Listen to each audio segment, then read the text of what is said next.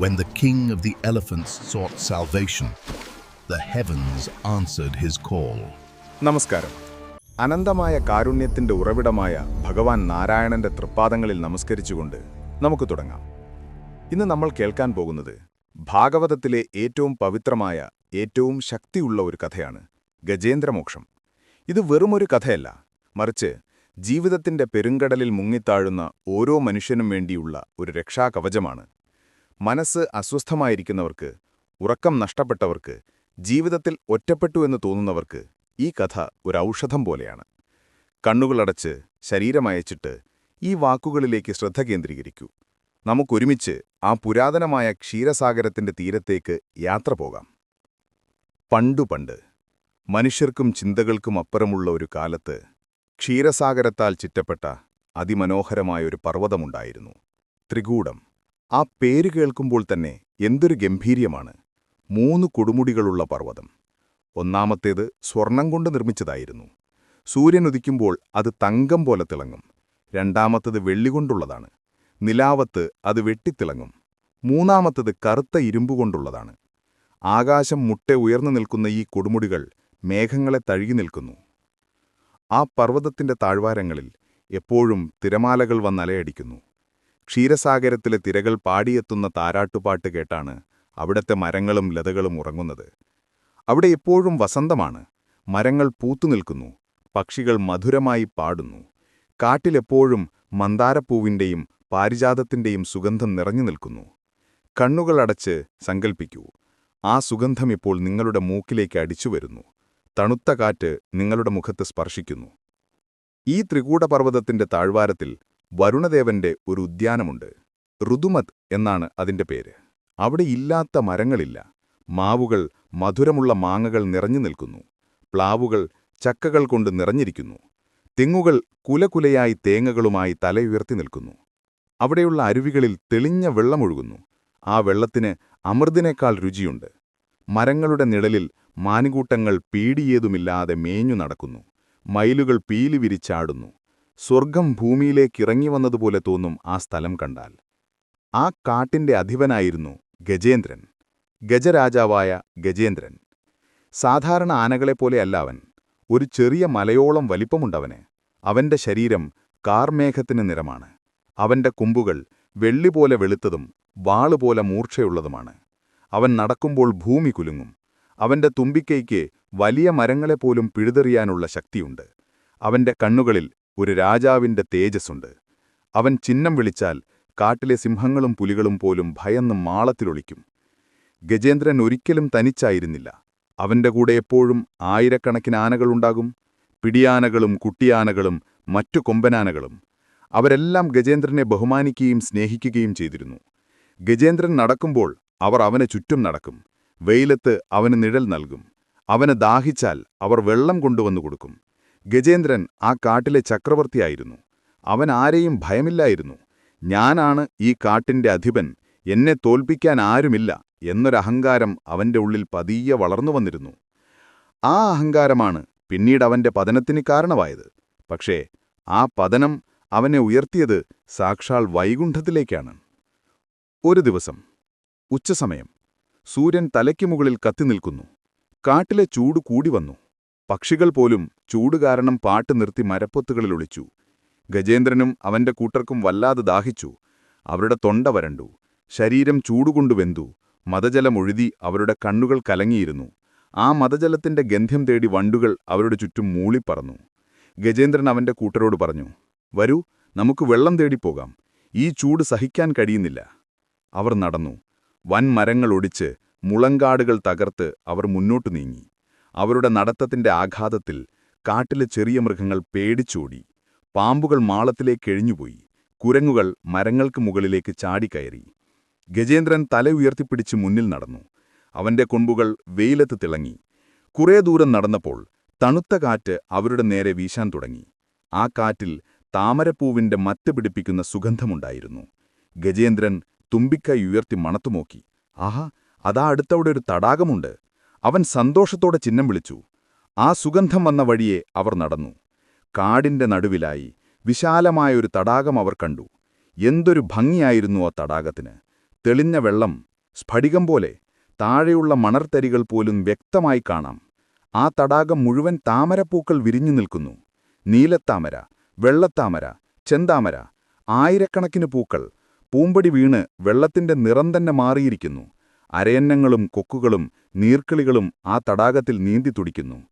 താമര ഇലകളുടെ പച്ചപ്പും പൂക്കളുടെ വർണ്ണങ്ങളും കണ്ട് ഗജേന്ദ്രന്റെ മനസ്സ് കുളിർന്നു. ഗജേന്ദ്രൻ ആവേശത്തോടെ വെള്ളത്തിലേക്കിറങ്ങി. സുഹൃത്തുക്കളെ, വരൂ, നമുക്ക് ദാഹം മാറ്റാം, അവൻ വിളിച്ചു പറഞ്ഞു. മറ്റാനകളും പിന്നാലെ ഇറങ്ങി. അവർ തുമ്പിക്കൈ നിറയെ വെള്ളമെടുത്തു കുടിച്ചു. ആ വെള്ളത്തിന് തേനിന്റെ മധുരമായിരുന്നു. അവരുടെ ക്ഷീണം മാറി, ദാഹം മാറി. അവർക്ക് വല്ലാത്ത ഉന്മേഷം തോന്നി. അവർ വെള്ളത്തിൽ കളിക്കാൻ തുടങ്ങി. കുട്ടിയാനകൾ വെള്ളം ചീറ്റിച്ചു കളിച്ചു.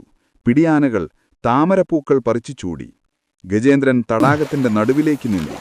അവൻ വെള്ളം കലക്കി മറിച്ചു നീന്തി തുടിച്ചു. ആ തടാകത്തിലെ ശാന്തതയെ അവൻ തകർത്തു. അവന്റെ ശക്തിപ്രകടനത്തിൽ മീനുകളും ആമകളും പേടിച്ചോടി. ഗജേന്ദ്രൻ ആ തടാകത്തിൽ ആനന്ദനൃത്തം ചെയ്യുകയായിരുന്നു. അവന്റെ വലിയ കാലുകൾ വെള്ളത്തെ കലക്കിമറിച്ചു. അവൻ തുമ്പിക്കൈ ഉയർത്തി വെള്ളം ചീറ്റിച്ചു. അത് മഴ പോലെ ചുറ്റും വീണു. ആ വെള്ളത്തുള്ളികൾ സൂര്യപ്രകാശത്തിൽ വജ്രങ്ങൾ പോലെ തിളങ്ങി. അവന്റെ സന്തോഷത്തിന് അതിരില്ലായിരുന്നു. ഈ ലോകം മുഴുവൻ എന്റേതാണ്, ഈ നിമിഷം എന്റേതാണ് എന്നവൻ അഹങ്കരിച്ചു. തന്റെ ശക്തിയിൽ മതിമറന്നു. എന്നാൽ വിധിയുടെ കണക്കുപുസ്തകത്തിൽ ആ നിമിഷം വേറൊന്നായിരുന്നു കുറിക്കപ്പെട്ടിരുന്നത്. സന്തോഷത്തിന്റെ ഏറ്റവും ഉയർന്ന ഉച്ചിയിൽ നിൽക്കുമ്പോഴാണല്ലോ പലപ്പോഴും ദുഃഖത്തിന്റെ കയങ്ങൾ നമ്മളെ കാത്തിരിക്കുന്നത്. ആ തടാകത്തിന്റെ ആഴങ്ങളിൽ, സൂര്യപ്രകാശമെത്താത്ത ഇരുട്ടിൽ ഒരു ഭീകര സത്വം വസിച്ചിരുന്നു. ഒരു മുതല. വെറുമൊരു മുതലയായിരുന്നില്ല അത്. പൂർവജന്മത്തിൽ ഹൂഹു എന്ന ഗന്ധർവനായിരുന്ന അവൻ ദേവലമുനിയുടെ ശാപം കൊണ്ട് മുതലയായി മാറിയതാണ്. കാലങ്ങളായി ആ തടാകത്തിലെ രാജാവായിരുന്നു അവൻ.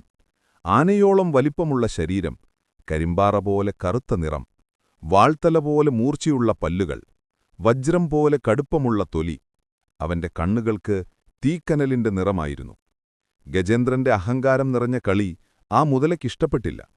തന്റെ സാമ്രാജ്യത്തിൽ വന്ന് ബഹളമുണ്ടാക്കുന്ന ഈ ആനയെ പാഠം പഠിപ്പിക്കാൻ അവൻ തീരുമാനിച്ചു. അവൻ വെള്ളത്തിനടിയിലൂടെ ഒട്ടുമൊച്ച ഉണ്ടാക്കാതെ ഒരു നിഴൽ പോലെ നീങ്ങി. മുകളിൽ ഗജേന്ദ്രൻ ഇതൊന്നും അറിയുന്നില്ല. അവൻ തന്റെ പ്രിയപ്പെട്ട പിടിയാനകളോട് സല്ലപിക്കുകയായിരുന്നു. കുട്ടിയാനകളുടെ കളി കണ്ട് രസിക്കുകയായിരുന്നു. മരണം തന്റെ കാലിന്റെ ചുവട്ടിലെത്തിക്കഴിഞ്ഞു എന്നവൻ അറിഞ്ഞില്ല. പെട്ടെന്ന് വെള്ളമൊന്നിളകി. ഗജേന്ദ്രന്റെ വലതുകാലിൽ എന്തോ ഒന്ന് മുറുകെ പിടിച്ചു. ഇരുമ്പു ചങ്ങലയേക്കാൾ ശക്തമായ പിടി. കൊടിലുപോലെ കൂർത്ത പല്ലുകൾ അവന്റെ മാംസത്തിലേക്ക് ആഴ്ന്നിറങ്ങി. ഗജേന്ദ്രൻ ഞെട്ടിപ്പോയി. എന്താണിത്? ആരാണെന്നെ പിടിച്ചിരിക്കുന്നത്? അവൻ ചിന്തിച്ചു. അവൻ കാല് കുടയാൻ നോക്കി. പക്ഷേ അനങ്ങുന്നില്ല. പിടി മുറുകിക്കൊണ്ടിരുന്നു. വേദന കൊണ്ടവൻ അലറി വിളിച്ചു. ആ വിളി കാട് മുഴുവൻ പ്രതിധ്വനിച്ചു. വെള്ളം കലങ്ങി. ചെളിയും ചോരയും കലർന്ന വെള്ളം ചുവന്നു. ഗജേന്ദ്രൻ താഴേക്കു നോക്കി. അവിടെ വെള്ളത്തിനടിയിൽ ക്രൂരമായ 2 കണ്ണുകൾ തിളങ്ങുന്നതവൻ കണ്ടു. മുതല. അവൻ തന്റെ സർവ്വശക്തിയുമെടുത്ത് കാൽ വലിച്ചു. പക്ഷേ മുതല വിട്ടില്ല. വെള്ളത്തിൽ മുതലയ്ക്കാണ് ശക്തി കൂടുതൽ. ആന കരയിലെ രാജാവാണെങ്കിൽ മുതല വെള്ളത്തിലെ രാജാവാണ്. മുതല അവനെ സാവധാനം വെള്ളത്തിന്റെ ആഴത്തിലേക്ക് വലിക്കാൻ തുടങ്ങി. ഗജേന്ദ്രൻ മരണഭയത്തോടെ പിടഞ്ഞു. ഗജേന്ദ്രന്റെ അലർച്ച കേട്ട മറ്റാനകൾ ഭയന്നുപോയി. അവർ കളി നിർത്തി. എന്താ പറ്റിയത്? രാജാവിനെന്ത് സംഭവിച്ചു എന്നവർ പരിഭ്രാന്തരായി. അവർ നോക്കുമ്പോൾ ഗജേന്ദ്രൻ വെള്ളത്തിൽ മുങ്ങിത്താഴുന്നതാണ് കണ്ടത്. അവൻ തുമ്പിക്കൈ ഉയർത്തി സഹായത്തിന് വിളിക്കുകയായിരുന്നു. രക്ഷിക്കൂ, എന്നെ രക്ഷിക്കൂ എന്നവന്റെ കണ്ണുകളിൽ ഭയം നിഴലിച്ചു. ഇത്രയും കാലം ആരെയും ഭയപ്പെടാത്ത ആ കണ്ണുകളിൽ ആദ്യമായി മരണഭയം തെളിഞ്ഞു. മറ്റാനകൾ ഓടിയെത്തി. അവർ ഗജേന്ദ്രന്റെ തുമ്പിക്കൈയിൽ പിടിച്ചു വലിക്കാൻ നോക്കി. ചിലർ വാലിൽ പിടിച്ചു വലിച്ചു. അവർ ചിഹ്നം വിളിച്ച് മുതലയെ പേടിപ്പിക്കാൻ നോക്കി. പക്ഷേ മുതലയുടെ പിടി അയഞ്ഞില്ല. അതൊരു പാറ പോലെ ഉറച്ചുനിന്നു. ഗജേന്ദ്രൻ മുതലയെ തുമ്പിക്കൈകൊണ്ടടിച്ചു. കാലുകൊണ്ട് ചവിട്ടി. പക്ഷേ മുതലയുടെ കട്ടിയുള്ള തൊലിയിൽ അതൊന്നുമേറ്റില്ല. സമയം കടന്നുപോയി. മണിക്കൂറുകൾ, ദിവസങ്ങൾ. യുദ്ധം തുടർന്നു. 1 ദിവസം കഴിഞ്ഞു. 2 ദിവസം കഴിഞ്ഞു. ഗജേന്ദ്രനും മുതലയും തമ്മിലുള്ള യുദ്ധം 1000 വർഷം നീണ്ടുനിന്നുവെന്നാണ് പുരാണങ്ങൾ പറയുന്നത്. ഇത് വെറുമൊരു യുദ്ധമല്ല. ഇത് ജീവാത്മാവും കാലവും തമ്മിലുള്ള യുദ്ധമാണ്. ജീവിതത്തിലെ പ്രശ്നങ്ങൾ നമ്മളെ പിടികൂടുമ്പോൾ നമ്മൾ നടത്തുന്ന പോരാട്ടമാണിത്. ഗജേന്ദ്രന്റെ ശക്തി കുറഞ്ഞു. രക്തം വാർന്നവൻ തളർന്നു. അവന് വിശന്നു, ദാഹിച്ചു. പക്ഷേ മുതലയ്ക്ക് ക്ഷീണമില്ല. വെള്ളത്തിലിരിക്കുന്തോറും മുതലയുടെ ശക്തി കൂടിക്കൂടി വന്നു. പതുക്കെ പതുക്കെ ഗജേന്ദ്രന്റെ ബന്ധുക്കൾക്ക് പ്രതീക്ഷ നഷ്ടപ്പെട്ടു. അവർക്ക് വിശന്നു തുടങ്ങി. അവർക്ക് കാട്ടിലേക്ക് മടങ്ങണം. ഇനി രാജാവിനെ രക്ഷിക്കാൻ കഴിയില്ല എന്നു പറഞ്ഞ് ഓരോരുത്തരായി പിൻവാങ്ങാൻ തുടങ്ങി. ആദ്യം അകന്ന ബന്ധുക്കൾ പോയി, പിന്നെ സുഹൃത്തുക്കൾ പോയി, അവസാനം സ്വന്തം മക്കളും ഭാര്യമാരും അവനെ ഉപേക്ഷിച്ചു. ക്ഷമിക്കണം രാജാവേ, ഞങ്ങൾക്കൊന്നും ചെയ്യാൻ കഴിയില്ല എന്നൊരു നോട്ടമെറിഞ്ഞ് അവരും കാട്ടിലേക്ക് മറഞ്ഞുപോയി. ഗജേന്ദ്രൻ തനിച്ചായി. ആ വലിയ തടാകത്തിൽ മരണത്തിന് മുഖാമുഖം കണ്ട് അവൻ ഒറ്റപ്പെട്ടു. ഇത്രയും കാലം താൻ വിശ്വസിച്ചിരുന്ന, താൻ സംരക്ഷിച്ചിരുന്ന, താൻ സ്നേഹിച്ചിരുന്ന എല്ലാവരും തന്നെ ഉപേക്ഷിച്ചുപോയി. അവന്റെ അഹങ്കാരം തകർന്ന് തരിപ്പണമായി. ഈ ലോകത്ത് ആരും ആരുടേതല്ല എന്ന വലിയ സത്യം അവൻ തിരിച്ചറിഞ്ഞു. അവന്റെ ശരീരം തളർന്നു, പക്ഷെ അവന്റെ മനസ്സുണരാൻ തുടങ്ങി. അഹങ്കാരത്തിന്റെ മൂടൽമഞ്ഞു മാറി സത്യത്തിന്റെ വെളിച്ചം അവന്റെ ഉള്ളിലേക്ക് കടന്നുവരാൻ തുടങ്ങി. ഗജേന്ദ്രൻ ആ തടാകത്തിൽ ഒറ്റപ്പെട്ടു. ചുറ്റും നോക്കിയപ്പോൾ ആരുമില്ല. കാറ്റുമാത്രം മരച്ചില്ലകളെ തഴുകി കടന്നുപോകുന്നു. സൂര്യൻ അസ്തമിക്കാറായി. വെള്ളം തണുത്തുറയാൻ തുടങ്ങി. മുതലയുടെ പിടി ഇപ്പോഴും കാലിലുണ്ട്, ഒരു വജ്രായുധം പോലെ. ഗജേന്ദ്രന്റെ കണ്ണുകളിൽ നിന്ന് കണ്ണീർ ധാരധാരയായി ഒഴുകി. അത് വേദനയുടെ കണ്ണീരായിരുന്നില്ല, അത് നിസ്സഹായതയുടെ കണ്ണീരായിരുന്നു. എന്റെ ശക്തി, എന്റെ പ്രതാപം, എന്റെ സൈന്യം എല്ലാം എവിടെ? എല്ലാം വെറും മായയായിരുന്നോ? അവൻ സ്വയം ചോദിച്ചു. ആ നിമിഷം മരണത്തിന്റെ വക്കിൽ നിൽക്കുമ്പോൾ അവന്റെ മനസ്സിൽ ഒരു വെളിച്ചം തെളിഞ്ഞു. അത് പൂർവജന്മത്തിന്റെ സ്മരണയായിരുന്നു. ഈ ആനശരീരത്തിനുള്ളിൽ ഉറങ്ങിക്കിടന്നിരുന്ന പഴയ ആത്മാവുണർന്നു. അവൻ വെറുമൊരു ആനയായിരുന്നില്ല. പണ്ട് തമിഴ്നാട്ടിലെ പാണ്ഡ്യരാജ്യത്തെ പ്രതാപവാനായ രാജാവായിരുന്നു അവൻ. ഇന്ദ്രദ്യുമ്നൻ എന്നായിരുന്നു അവന്റെ പേര്. മഹാവിഷ്ണുവിന്റെ പരമഭക്തൻ. രാജഭോഗങ്ങളെല്ലാം ഉപേക്ഷിച്ച് സന്യാസം സ്വീകരിച്ച് മലയപർവ്വതത്തിൽ തപസ്സു ചെയ്തിരുന്ന ഒരു പുണ്യ ആത്മാവ്. അവൻ ഓർത്തു, അന്ന് മലയപർവ്വതത്തിലെ ആശ്രമത്തിൽ മൗനവ്രതത്തിൽ ഇരിക്കുകയായിരുന്നു അവൻ. മനസ്സ് മുഴുവൻ ഭഗവാനിൽ ലയിച്ചിരുന്നു. പുറം ലോകം അവൻ മറന്നു. ആ സമയത്താണ് അഗസ്ത്യമുനി അവിടെ വന്നത്. തന്റെ ശിഷ്യന്മാരുമായി വന്ന അഗസ്ത്യമുനി കണ്ടത് തന്നെ ശ്രദ്ധിക്കാതെ എഴുന്നേൽക്കാതെ ഇരിക്കുന്ന രാജാവിനെയാണ്. മുനിക്ക് കോപം വന്നു. ഗുരുക്കന്മാരെ ബഹുമാനിക്കാൻ അറിയാത്ത ആനയെപ്പോലെ മന്ദബുദ്ധിയായ നീ ഒരാനയായിത്തീരട്ടെ എന്ന് അദ്ദേഹം ശപിച്ചു. ആ ശാപം യഥാർത്ഥത്തിൽ ഒരു അനുഗ്രഹമായിരുന്നു എന്ന് ഗജേന്ദ്രൻ ഇപ്പോൾ തിരിച്ചറിഞ്ഞു. കാരണം ആനയായി ജനിച്ചതുകൊണ്ടാണ് ഈ ഘട്ടത്തിൽ അവന് ഭഗവാനെ വിളിക്കാൻ അവസരം ലഭിച്ചത്. അഗസ്ത്യമുനിയുടെ വാക്കുകൾ അവന്റെ കാതുകളിൽ മുഴങ്ങി. നീ ആനയായി മാറിയാലും ആപത്കാലത്ത് നിനക്ക് ഭഗവത് സ്മരണ ഉണ്ടാകും. അന്ന് സാക്ഷാൽ വിഷ്ണുഭഗവാൻ വന്ന് നിനക്ക് മോക്ഷം നൽകും. ആ വാഗ്ദാനം, അതാണിപ്പോൾ അവന്റെ ഏക പ്രതീക്ഷ. ഗജേന്ദ്രന്റെ മനസ്സ് ശാന്തമായി. ശരീരത്തിലെ വേദന അവൻ മറന്നു. ഭയം അവനെ വിട്ടുപോയി. അവന്റെ ഉള്ളിൽ ഭക്തിയുടെ ഒരു ഉറവ പൊട്ടിപ്പുറപ്പെട്ടു. ഈ മുതലയല്ല എന്റെ ശത്രു, എന്റെ അജ്ഞതയാണെന്റെ ശത്രു. ഈ തടാകമല്ല എന്നെ ബന്ധിച്ചിരിക്കുന്നത്, എന്റെ കർമ്മങ്ങളാണെന്നെ ബന്ധിച്ചിരിക്കുന്നത്. ഇതിൽ നിന്ന് രക്ഷിക്കാൻ എന്റെ ബന്ധുക്കൾക്ക് കഴിയില്ല. അതിന് കഴിയുന്ന ഒരേയൊരാൾ ആദിമൂലമായ ഭഗവാൻ മാത്രമാണ്. ഈ തിരിച്ചറിവ് അവനെ ഒരു യോഗിയെപ്പോലെയാക്കി. അവൻ വെള്ളത്തിലേക്ക് നോക്കി. അവിടെ ചെളിക്കിടയിൽ ഒരു സ്വർണ്ണത്താമര വിരിഞ്ഞു നിൽക്കുന്നത് അവൻ കണ്ടു. വാടാത്ത, തിളങ്ങുന്ന ഒരു താമര. അവൻ തന്റെ വിറയ്ക്കുന്ന തുമ്പിക്കൈ നീട്ടി ആ പൂവ് പറിച്ചെടുത്തു. എന്നിട്ട് ആകാശം നോക്കി തുമ്പിക്കൈ ഉയർത്തിപ്പിടിച്ചു. അവന്റെ മനസ്സിൽ വാക്കുകൾ ഒഴുകിയെത്തി. വേദങ്ങളുടെ സാരമായ സ്തുതികൾ. ഗജേന്ദ്രസ്തുതി എന്ന് പിൽക്കാലത്തറിയപ്പെട്ട ആ മഹാമന്ത്രങ്ങൾ അവന്റെ ഉള്ളിൽ നിന്ന് പുറത്തേക്ക് വന്നു. ഈ പ്രപഞ്ചത്തിന് കാരണഭൂതനും പ്രപഞ്ചത്തിന്റെ ആത്മാവുമായ ആ ഭഗവാനെ ഞാൻ ധ്യാനിക്കുന്നു. ആർക്കാണോ പേരില്ലാത്തത്, രൂപമില്ലാത്തത്, ഗുണങ്ങളില്ലാത്തത്, എന്നാൽ ആരാണോ എല്ലാ രൂപങ്ങളിലും പേരുകളിലും നിറഞ്ഞു നിൽക്കുന്നത്, ആ പരബ്രഹ്മത്തെ ഞാൻ ശരണം പ്രാപിക്കുന്നു. ഗജേന്ദ്രന്റെ ആ വിളിയിൽ അപേക്ഷയുണ്ടായിരുന്നില്ല, മറിച്ച് സമർപ്പണമായിരുന്നു.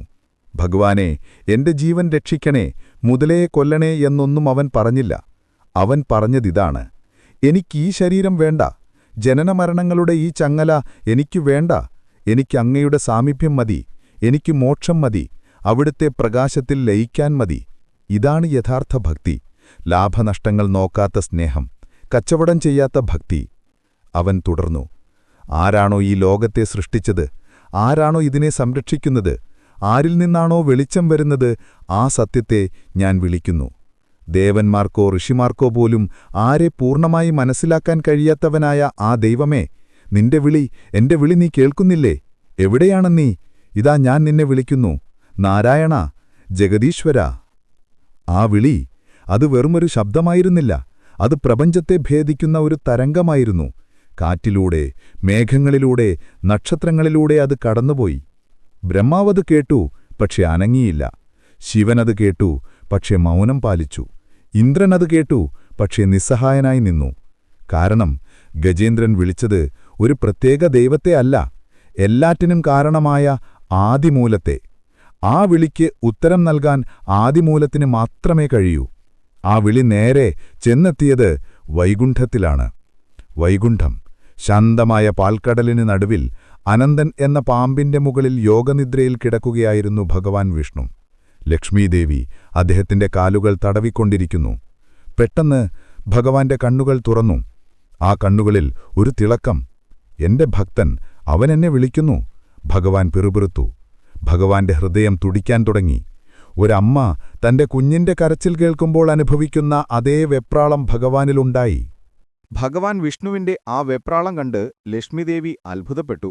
സാധാരണയായി ലോകം മുഴുവൻ തകർന്നാലും ഭഗവാൻ തന്റെ യോഗനിദ്രയിൽ നിന്ന് ഇത്ര പെട്ടെന്ന് ഉണരാറില്ല. എന്താണ് പ്രഭു, എന്തിനാണ് ഇത്ര തിരക്ക്?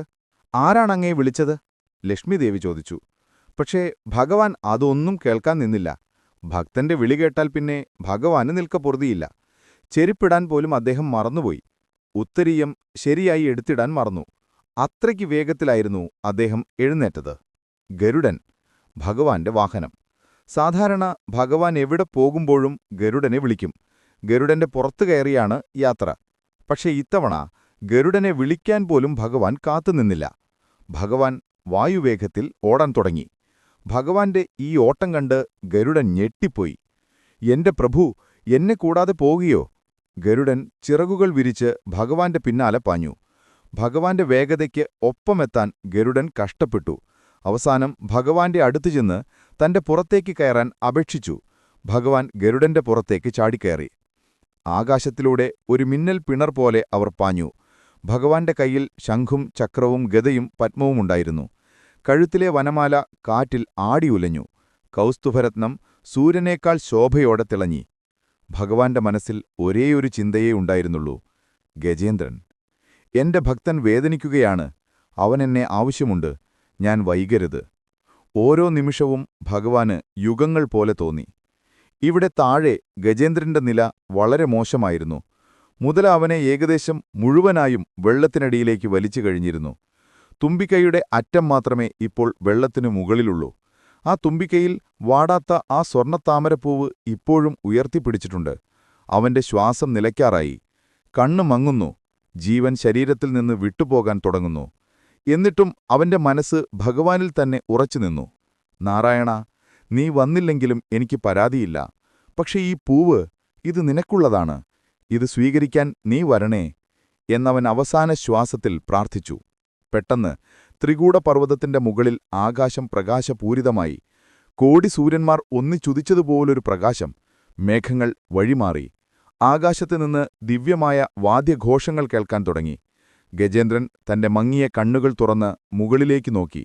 അവിടെ മേഘങ്ങൾക്കിടയിലൂടെ സ്വർണ്ണച്ചിറകുള്ള ഗരുഡന്റെ പുറത്ത് ശംഖുചക്ര ഗദാധാരിയായ ഭഗവാൻ വിഷ്ണു പ്രത്യക്ഷപ്പെട്ടു. ആ കാഴ്ച, അത് കണ്ടപ്പോൾ ഗജേന്ദ്രന്റെ വേദനകളെല്ലാം എവിടെയോ പോയി മറഞ്ഞു. ഗജേന്ദ്രന്റെ ഹൃദയം ആനന്ദം കൊണ്ട് നിറഞ്ഞു. അവൻ ഉറക്കെ വിളിച്ചു, ജയ ജയ ജഗത്പദേ, നാരായണ, അഖില ഗുരു, ഭഗവൻ, നമസ്തേ. അവന് സംസാരിക്കാൻ കഴിയുന്നില്ല. തൊണ്ടയിടറുന്നു. പക്ഷേ അവന്റെ ഭക്തി ആ വാക്കുകളിൽ നിറഞ്ഞു നിന്നിരുന്നു. അവൻ ആ താമരപ്പൂവ് ഭഗവാന് നേരെ നീട്ടി. ഭഗവാനെ, ഇതെന്റെ ചെറിയൊരു സമ്മാനമാണ്. ഇത് സ്വീകരിച്ചാലും. എന്തൊരു നിഷ്കളങ്കമായ സ്നേഹം! മരണമുഖത്ത് നിൽക്കുമ്പോഴും ഭഗവാന് സമ്മാനം നൽകാൻ ആഗ്രഹിക്കുന്ന മനസ്സ്. ഭഗവാൻ വിഷ്ണു താഴേക്ക് നോക്കി. തന്റെ ഭക്തന്റെ ആ അവസ്ഥ കണ്ട് ഭഗവാന്റെ കണ്ണ് നിറഞ്ഞു. കാരുണ്യം കൊണ്ട് ഭഗവാന്റെ ഹൃദയം അലിഞ്ഞു. അദ്ദേഹം തന്റെ വലതുകൈയിലിരുന്ന സുദർശന ചക്രമെടുത്തു. പ്രപഞ്ചത്തിലെ ഏറ്റവും ശക്തമായ ആയുധം. പോകൂ, എന്റെ ഭക്തനെ രക്ഷിക്കൂ, ഭഗവാൻ ആജ്ഞാപിച്ചു. ചക്രം കൈവിട്ടു. അത് തീജ്വാലകൾ വമിപ്പിച്ചുകൊണ്ട് ഒരു ഉൽക്ക പോലെ താഴേക്ക് പാഞ്ഞു. ആ ചക്രം വരുന്നത് കണ്ട് മുതല ഭയന്നു. പക്ഷേ അതിനൊന്നും ചെയ്യാൻ കഴിഞ്ഞില്ല. നിമിഷനേരം കൊണ്ട് സുദർശനചക്രം മുതലയുടെ കഴുത്തിൽ പതിച്ചു. വെട്ടിമാറ്റപ്പെട്ട തല വെള്ളത്തിലേക്ക് വീണു. തടാകത്തിലെ വെള്ളം മുഴുവൻ രക്തം കൊണ്ട് ചുവന്നു. മുതലയുടെ പിടി അയഞ്ഞു. ഗജേന്ദ്രൻ സ്വതന്ത്രനായി. മരണത്തിന്റെ പിടിയിൽ നിന്ന് അവൻ മോചിതനായി. അവിടെ മറ്റൊരത്ഭുതം നടന്നു. മുതലയുടെ മരിച്ച ശരീരത്തിൽ നിന്ന് ഒരു ദിവ്യജ്യോതിസ് ഉയർന്നു വന്നു. അത് ആകാശത്തേക്കുയർന്നു. അതൊരു സുന്ദരനായ ഗന്ധർവനായി മാറി. ഹുഹു ഗന്ധർവൻ. ഭഗവാന്റെ ചക്രം കൊണ്ട് മരിച്ചത് കാരണം അവന്റെ പാപങ്ങളെല്ലാം കഴുകിക്കളയപ്പെട്ടു. ശാപം മോക്ഷമായി മാറി. അവൻ ആകാശത്തുനിന്ന് ഭഗവാനെ സ്തുതിച്ചു. ഹേ കൃഷ്ണ, അച്യുത, അനന്ത, അവിടത്തെ കാരുണ്യം കൊണ്ട് എനിക്ക് ശാപമോക്ഷം ലഭിച്ചു. എന്നെ അനുഗ്രഹിക്കാലും. ഭഗവാൻ അവനെ അനുഗ്രഹിച്ച് സ്വർഗ്ഗത്തിലേക്കയച്ചു. ഇനി ഗജേന്ദ്രന്റെ ഊഴമാണ്. ഭഗവാൻ ഗരുഡന്റെ പുറത്തുനിന്ന് താഴെ ഇറങ്ങി തടാകത്തിന്റെ കരയിൽ വന്നു നിന്നു. ഗജേന്ദ്രൻ തന്റെ വേദനകൾ വകവയ്ക്കാതെ വേച്ചുവേച്ചു കരയിലേക്ക് കയറി. അവൻ ഭഗവാന്റെ കാൽക്കൽ വീണ് നമസ്കരിച്ചു. ഭഗവാൻ പുഞ്ചിരിച്ചുകൊണ്ട് തന്റെ തൃക്കൈകൊണ്ട് ഗജേന്ദ്രന്റെ തലയിൽ തലോടി. ആ സ്പർശനം 1000 ചന്ദ്രന്മാർ ഉദിച്ച തണുപ്പ്. ആ സ്പർശനമേറ്റതും ഗജേന്ദ്രന്റെ ആനരൂപം മാറി. അവനും ചതുർഭാവുവായ വിഷ്ണുവിനെപ്പോലെ തോന്നുന്ന ഒരു ദിവ്യരൂപം അഥവാ സാരൂപ്യമോക്ഷം ലഭിച്ചു. ഭഗവാൻ അവനോട് പറഞ്ഞു, ഗജേന്ദ്ര, നിന്റെ ഭക്തിയിൽ ഞാൻ പ്രസാദിച്ചിരിക്കുന്നു. നിന്റെ ഈ സ്തുതികൾ അഥവാ ഗജേന്ദ്രസ്തുതി ആര് കേൾക്കുന്നുവോ, ആര് ചൊല്ലുന്നുവോ അവർക്ക് ഞാനും മോക്ഷം നൽകും. അവർക്കൊരിക്കലും ദുസ്വപ്നങ്ങളുണ്ടാകില്ല. അവരുടെ പാപങ്ങൾ നശിക്കും. നീ ഇനി മുതൽ എന്റെ പാർഷദനായി വൈകുണ്ഠത്തിൽ വസിക്കും. ദേവന്മാർ ആകാശത്തുനിന്ന് പൂമഴ ചൊരിഞ്ഞു. ഗന്ധർവന്മാർ പാടി. അപ്സരസ്സുകൾ നൃത്തം ചെയ്തു. ഗജേന്ദ്രൻ ഭഗവാനോടൊപ്പം വൈകുണ്ഠത്തിലേക്ക് യാത്രയായി. കഥ ഇവിടെ അവസാനിക്കുന്നതല്ല. ഇതിൽ വലിയൊരു തത്വം ഒളിഞ്ഞിരിപ്പുണ്ട്. ഗജേന്ദ്രൻ നമ്മുടെ മനസ്സിന്റെ പ്രതീകമാണ്. തടാകം ഈ സംസാരസാഗരമാണ്. മുതല നമ്മുടെ അജ്ഞതയും കർമ്മവുമാണ്. നമ്മൾ ഭഗവാനെ വിളിക്കുമ്പോൾ അവൻ വരുന്നത് ഞാറത്തിന്റെ പുറത്താണ്. അവൻ അജ്ഞതയെ നശിപ്പിക്കുകയും നമുക്ക് മോക്ഷവും നൽകുകയും ചെയ്യുന്നു. ഈ കഥ കേൾക്കുന്ന എല്ലാവർക്കും ഗജേന്ദ്രനെ ലഭിച്ച അതേ ശാന്തിയും സമാധാനവും ലഭിക്കട്ടെ. ഗജേന്ദ്രൻ ഭഗവാനോടൊപ്പം വൈകുണ്ഠത്തിലേക്ക് പോയി. കഥ അവിടെ തീർന്നു എന്ന് നമ്മൾ കരുതും. പക്ഷേ ശരിക്കും കഥ അവിടെ തുടങ്ങുകയാണെന്ന് പറയാം. കാരണം ഈ കഥയുടെ ഓരോ ഏടിലും നമ്മുടെ ജീവിതത്തിലേക്കുള്ള വലിയ പാഠങ്ങൾ ഒളിഞ്ഞിരിപ്പുണ്ട്. ഉറങ്ങാൻ പോകുന്നതിനു മുൻപ് ഈ പാഠങ്ങളൊന്നും മനസ്സിരുത്തി ചിന്തിക്കുന്നത് നമ്മുടെ മനസ്സിനെ എത്രമാത്രം ശുദ്ധീകരിക്കുമെന്നറിയാമോ? ആദ്യം നമുക്ക് ഗജേന്ദ്രൻ എന്ന കഥാപാത്രത്തെ ഒന്ന് സൂക്ഷ്മമായി നോക്കാം. ഗജേന്ദ്രൻ ഒരാനയാണ്. ആനയ്ക്ക് വലിയ ശരീരമുണ്ട്, വലിയ ശക്തിയുണ്ട്. ഇത് നമ്മെ ഓർമ്മിപ്പിക്കുന്നത് നമ്മുടെ അഹങ്കാരത്തെയാണ്. എനിക്ക് പണമുണ്ട്, എനിക്ക് സ്വാധീനമുണ്ട്, എനിക്ക് ആരോഗ്യമുണ്ട്, എനിക്ക് ആരെയും പേടിക്കേണ്ട കാര്യമില്ല എന്ന് നമ്മൾ പലപ്പോഴും ചിന്തിക്കാറില്ലേ? ആ ചിന്തയാണ് ഗജേന്ദ്രൻ. കാട്ടിലെ മറ്റു മൃഗങ്ങളെല്ലാം തന്നെ ബഹുമാനിക്കുമ്പോൾ ഗജേന്ദ്രൻ വിചാരിച്ചു താനാണ് ഏറ്റവും വലിയവനെന്ന്. നാളെ എന്ത് സംഭവിക്കും എന്നാലോചിക്കാതെ ഇന്നത്തെ സുഖത്തിൽ മതിമറന്നുള്ള ജീവിതം.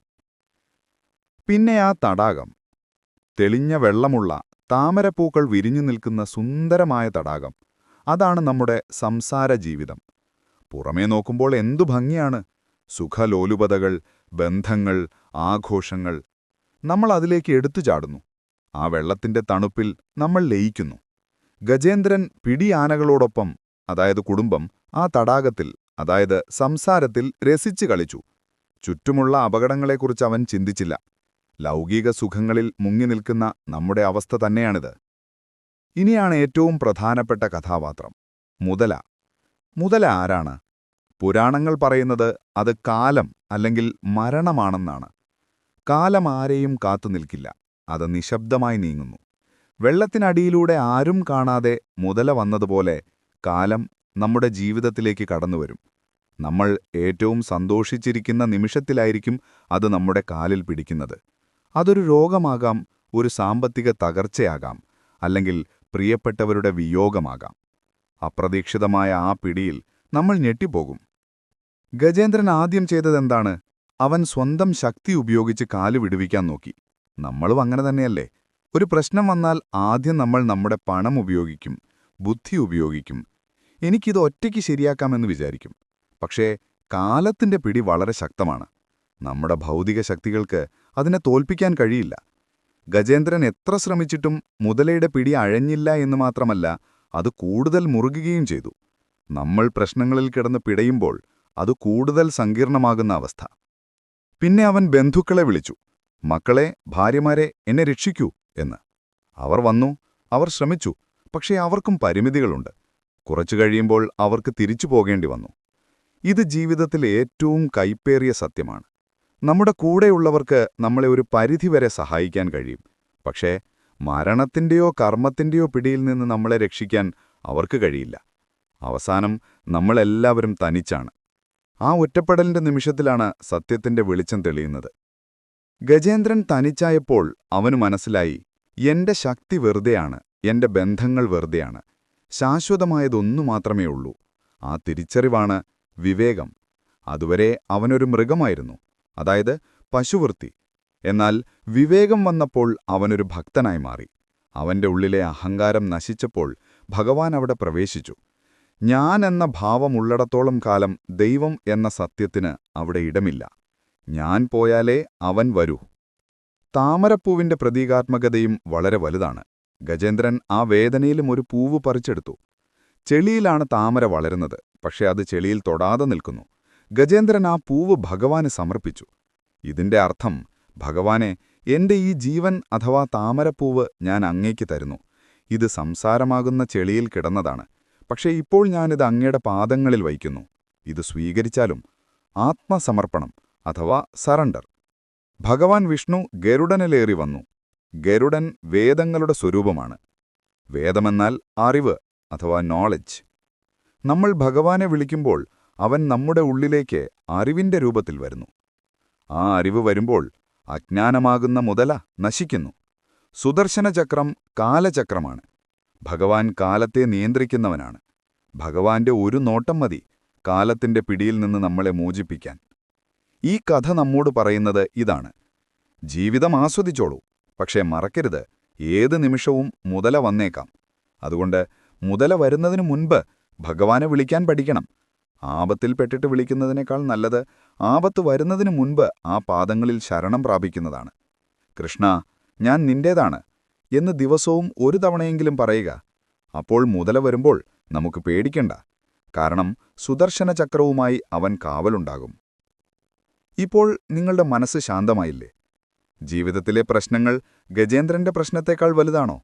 അല്ലല്ലോ. അവന് കാലിൽ കടിയിട്ടു, വെള്ളത്തിൽ മുങ്ങി, കൂടെയുള്ളവർ പോയി. എന്നിട്ടും അവൻ രക്ഷപ്പെട്ടില്ലേ? അപ്പോൾ നമ്മളും രക്ഷപ്പെടും, തീർച്ചയായും രക്ഷപ്പെടും. ആ വിശ്വാസത്തോടെ, ആ സമാധാനത്തോടെ നമുക്ക് അടുത്ത ഭാഗത്തിലേക്ക് കടക്കാം. ഗജേന്ദ്രസ്തുതിയുടെ അർത്ഥങ്ങളിലേക്ക് നമുക്കൊന്നൂളിയിടാം. ഗജേന്ദ്രമോക്ഷം കഥയിലെ ഏറ്റവും പ്രധാനപ്പെട്ട ഭാഗം ഗജേന്ദ്രൻ ചൊല്ലിയ ആ സ്തുതികളാണ്. ഗജേന്ദ്രസ്തുതി. ഇത് സാധാരണ സംസ്കൃത ശ്ലോകങ്ങളല്ല. ഇത് വേദങ്ങളുടെയും ഉപനിഷത്തുകളുടെയും സത്തയാണ്. ഒരാന എങ്ങനെ ഇത്ര ഗഹനമായ കാര്യങ്ങൾ പറഞ്ഞുവെന്ന് അത്ഭുതപ്പെടാം. പക്ഷേ നമ്മൾ നേരത്തെ പറഞ്ഞല്ലോ, അവൻ പൂർവ്വജന്മത്തിൽ ഇന്ദ്രദ്യുമ്നൻ എന്ന പാണ്ഡ്യരാജാവായിരുന്നു. വലിയ പണ്ഡിതനും ഭക്തനുമായിരുന്ന അദ്ദേഹത്തിന്റെ ഉള്ളിൽ ഉറങ്ങിക്കിടന്നിരുന്ന അറിവ് മരണഭയത്തിന്റെ ആ നിമിഷത്തിൽ ഉണർന്നു വന്നതാണ്. ഈ സ്തുതികളുടെ പ്രത്യേകത എന്താണെന്നോ? ഇതിൽ ഗജേന്ദ്രൻ ഭഗവാനെ ഒരു പ്രത്യേക പേര് ചൊല്ലി വിളിക്കുന്നില്ല. വിഷ്ണു എന്നോ ശിവനെന്നോ രാമനെന്നോ പറയുന്നില്ല. പകരം അവൻ വിളിക്കുന്നത് നിർഗുണമായ പരബ്രഹ്മത്തെയാണ്. എല്ലാറ്റിനും കാരണമായ പേരും രൂപവുമില്ലാത്ത ആ മഹാശക്തിയെ. ഇത് വളരെ വലിയൊരു പാഠമാണ്. ദൈവം ഒന്നേയുള്ളൂ, അതിന് നമ്മൾ പല പേരുകൾ വിളിക്കുന്നുവെന്ന് മാത്രം. ആദ്യത്തെ ശ്ലോകം തന്നെ നോക്കൂ. ഓം നമോ ഭഗവതേ തസ്മൈ യദേതത് ചിദാത്മകം. ഇതിന്റെ അർത്ഥം, ആരിൽ നിന്നാണോ ഈ പ്രപഞ്ചമുണ്ടായത്, ആരാണോ ഈ പ്രപഞ്ചമായി മാറിയത്, ആരാണോ ഇതിനെ നിയന്ത്രിക്കുന്നത്, ആ സ്വയം പ്രകാശമായ ഭഗവാനെ ഞാൻ നമസ്കരിക്കുന്നു. ചിന്തിച്ചു നോക്കൂ, ഒരാനയ്ക്ക് ഇത്രയും വലിയ വേദാന്തം പറയാൻ കഴിയുമോ? ഇത് തെളിയിക്കുന്നത് ഭക്തി വരുമ്പോൾ അറിവ് താനെ വരുമെന്നാണ്. നമ്മൾ വലിയ പുസ്തകങ്ങൾ പഠിക്കണമെന്നില്ല. ആത്മാർത്ഥമായി ഭഗവാനെ വിളിച്ചാൽ ഋഷികൾക്ക് കിട്ടാത്ത അറിവ് പോലും സാധാരണക്കാരന് കിട്ടും. അടുത്ത വരികളിൽ ഗജേന്ദ്രൻ പറയുന്നു, ലോകത്തിന്റെ സാക്ഷിയായവനെ ഞാൻ ശരണം പ്രാപിക്കുന്നു. എന്താണ് സാക്ഷി? നമ്മുടെ മനസ്സിൽ പല ചിന്തകളും വരുന്നു പോകുന്നു. സുഖം വരുന്നു, ദുഃഖം വരുന്നു. ഇതെല്ലാം കണ്ടുകൊണ്ട് ഒന്നിനും അടിപ്പെടാതെ നിൽക്കുന്ന ഒരു സാക്ഷി നമ്മുടെ ഉള്ളിലുണ്ട്. അതാണ് ദൈവം. ഗജേന്ദ്രൻ പറയുന്നത്, എന്റെ ശരീരം മുതല പിടിച്ചിരിക്കാം, എന്റെ മനസ്സ് വേദനിക്കുന്നുണ്ടാവാം, പക്ഷെ എന്റെ ഉള്ളിലെ ആത്മാവിനെ ആർക്കും തൊടാൻ കഴിയില്ല. ആ ആത്മാവ് അങ്ങയുടെ അംശമാണ് ഭഗവാനെ. ഈ ചിന്ത വന്നാൽ പിന്നെ എന്തു വേദന, എന്തു മരണം? ഗജേന്ദ്രൻ വീണ്ടും പറയുന്നു, ആർക്കാണോ പേരില്ലാത്തത്, രൂപമില്ലാത്തത്, ഗുണങ്ങളില്ലാത്തത്, എന്നാൽ ഭക്തന്മാർക്കു വേണ്ടി പല രൂപങ്ങളും പേരുകളും സ്വീകരിക്കുന്നവന് നമസ്കാരം. ഇവിടെയാണ് ഭഗവാന്റെ കാരുണ്യം നമ്മൾ കാണുന്നത്. ഭഗവാൻ യഥാർത്ഥത്തിൽ പ്രകാശസ്വരൂപനാണ്. പക്ഷെ നമുക്ക് പ്രകാശത്തെ സ്നേഹിക്കാൻ കഴിയില്ലല്ലോ. അതുകൊണ്ട് നമ്മുടെ സൗകര്യത്തിനു വേണ്ടി അവൻ കൃഷ്ണനായി, രാമനായി, നരസിംഹമായി വരുന്നു. നമ്മളെപ്പോലെ ചിരിക്കുന്നു, കരയുന്നു, നടക്കുന്നു. എന്തിനാണെന്നോ? നമുക്കവനെ സ്നേഹിക്കാൻ എളുപ്പമാക്കാൻ വേണ്ടി. ഒരമ്മ കുഞ്ഞിനു വേണ്ടി കുഞ്ഞായി മാറുന്നതുപോലെ. ഗജേന്ദ്രന്റെ സ്തുതിയിൽ ഒരിടത്തുപോലും എന്റെ ശത്രുവിനെ നശിപ്പിക്കണമേ എന്നില്ല. പകരം എന്റെ അജ്ഞതയെ മാറ്റണേ എന്നാണ് പ്രാർത്ഥന. നമ്മുടെ ശത്രു പുറത്തല്ല, അകത്താണ്. അഹങ്കാരം, ദേഷ്യം, അസൂയ ഇവയാണ് യഥാർത്ഥ മുതലകൾ. ഇവ നമ്മളെ കടിച്ചുപിടിച്ചിരിക്കുകയാണ്. ഇതിൽ നിന്നാണ് നമുക്ക് മോചനം വേണ്ടത്. ഗജേന്ദ്രൻ ചോദിച്ചതാണ് ആത്മീയമായ മോചനം, ഭൗതികമായ രക്ഷയല്ല. മറ്റൊരു മനോഹരമായ വരിയുണ്ട്. ആരുടെ കാരുണ്യം കൊണ്ടാണോ ഈ ലോകം നിലനിൽക്കുന്നത്, അവനെ ഞാൻ വിളിക്കുന്നു. ഗജേന്ദ്രൻ തടാകത്തിൽ മുങ്ങിത്താഴുകയാണ്. ശ്വാസം കിട്ടുന്നില്ല. ആ സമയത്തും അവൻ ലോകത്തെക്കുറിച്ചാണ് പറയുന്നത്. ഈ ലോകം മുഴുവൻ അങ്ങയുടെ കാരുണ്യമാണ്. സ്വന്തം വേദന മറന്ന് ഭഗവാന്റെ മഹിമ പാടാൻ കഴിയുന്ന ആ മനസ്സ്, അതാണ് ഭഗവാനെ അവിടെ എത്തിച്ചത്. നമ്മൾ പ്രാർത്ഥിക്കുമ്പോൾ പലപ്പോഴും പരാതികളുടെ കെട്ടഴിക്കാറാണ് പതിവ്. എനിക്ക് അത് തന്നില്ല, ഇത് തന്നില്ല എന്ന്. പക്ഷെ ഗജേന്ദ്രൻ പഠിപ്പിക്കുന്നത് നന്ദി പറയാനാണ്. അവസാന നിമിഷം വരെ ഭഗവാനെ സ്തുതിക്കുക. ഈ സ്തുതികൾ കേട്ടപ്പോൾ ഭഗവാൻ വിഷ്ണുവിനു മാത്രമല്ല, കൈലാസത്തിലിരിക്കുന്ന പരമശിവനും സത്യലോകത്തിലിരിക്കുന്ന ബ്രഹ്മാവിനും സന്തോഷമായി. കാരണം ഗജേന്ദ്രൻ എല്ലാവരെയും ഒന്നായി കണ്ടു. എല്ലാ നദികളും സമുദ്രത്തിൽ ചേരുന്നതുപോലെ എല്ലാ സ്തുതികളും ഒരേ ഭഗവാനിലേക്കെത്തുന്നു. ഈ അദ്വൈതദർശനം, അതായത് എല്ലാം ഒന്ന് എന്ന ചിന്ത, ഗജേന്ദ്രന് മോക്ഷം എളുപ്പമാക്കി. ഭേദചിന്തയില്ലാത്ത മനസ്സ് ഭഗവാന്റെ ഇരിപ്പിടമാണ്. രാത്രിയിൽ കടക്കുമ്പോൾ ഗജേന്ദ്രസ്തുതി കേൾക്കുന്നത് വളരെ നല്ലതാണ്. സംസ്കൃതം അറിയില്ലെങ്കിലും കുഴപ്പമില്ല, അതിന്റെ അർത്ഥം മനസ്സിലോർത്താൽ മതി. ഭഗവാനെ, ഗജേന്ദ്രൻ വിളിച്ച അതേ ഭഗവാനെ ഞാനും അങ്ങേ വിളിക്കുന്നു. എനിക്ക് വേദങ്ങളറിയില്ല, മന്ത്രങ്ങളറിയില്ല, പക്ഷെ എനിക്ക് അങ്ങേ വിശ്വാസമാണ്. എന്റെ ഈ ചെറിയ ജീവിതം അങ്ങയുടെ കയ്യിൽ ഭദ്രമാണ്. ഇങ്ങനെ വിചാരിച്ചാൽ മതി. ആ നിമിഷം നിങ്ങളുടെ കിടപ്പുമുറി ഒരു ക്ഷേത്രമായി മാറും.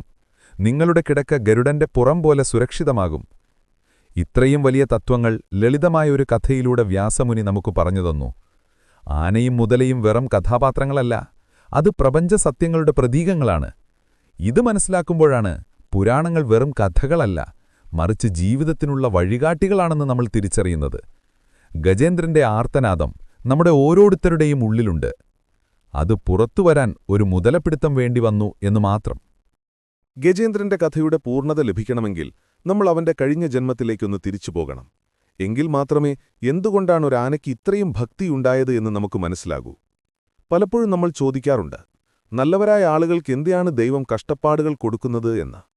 ഗജേന്ദ്രന്റെ പൂർവജന്മ കഥ ഇതിനുള്ള ഉത്തരമാണ്.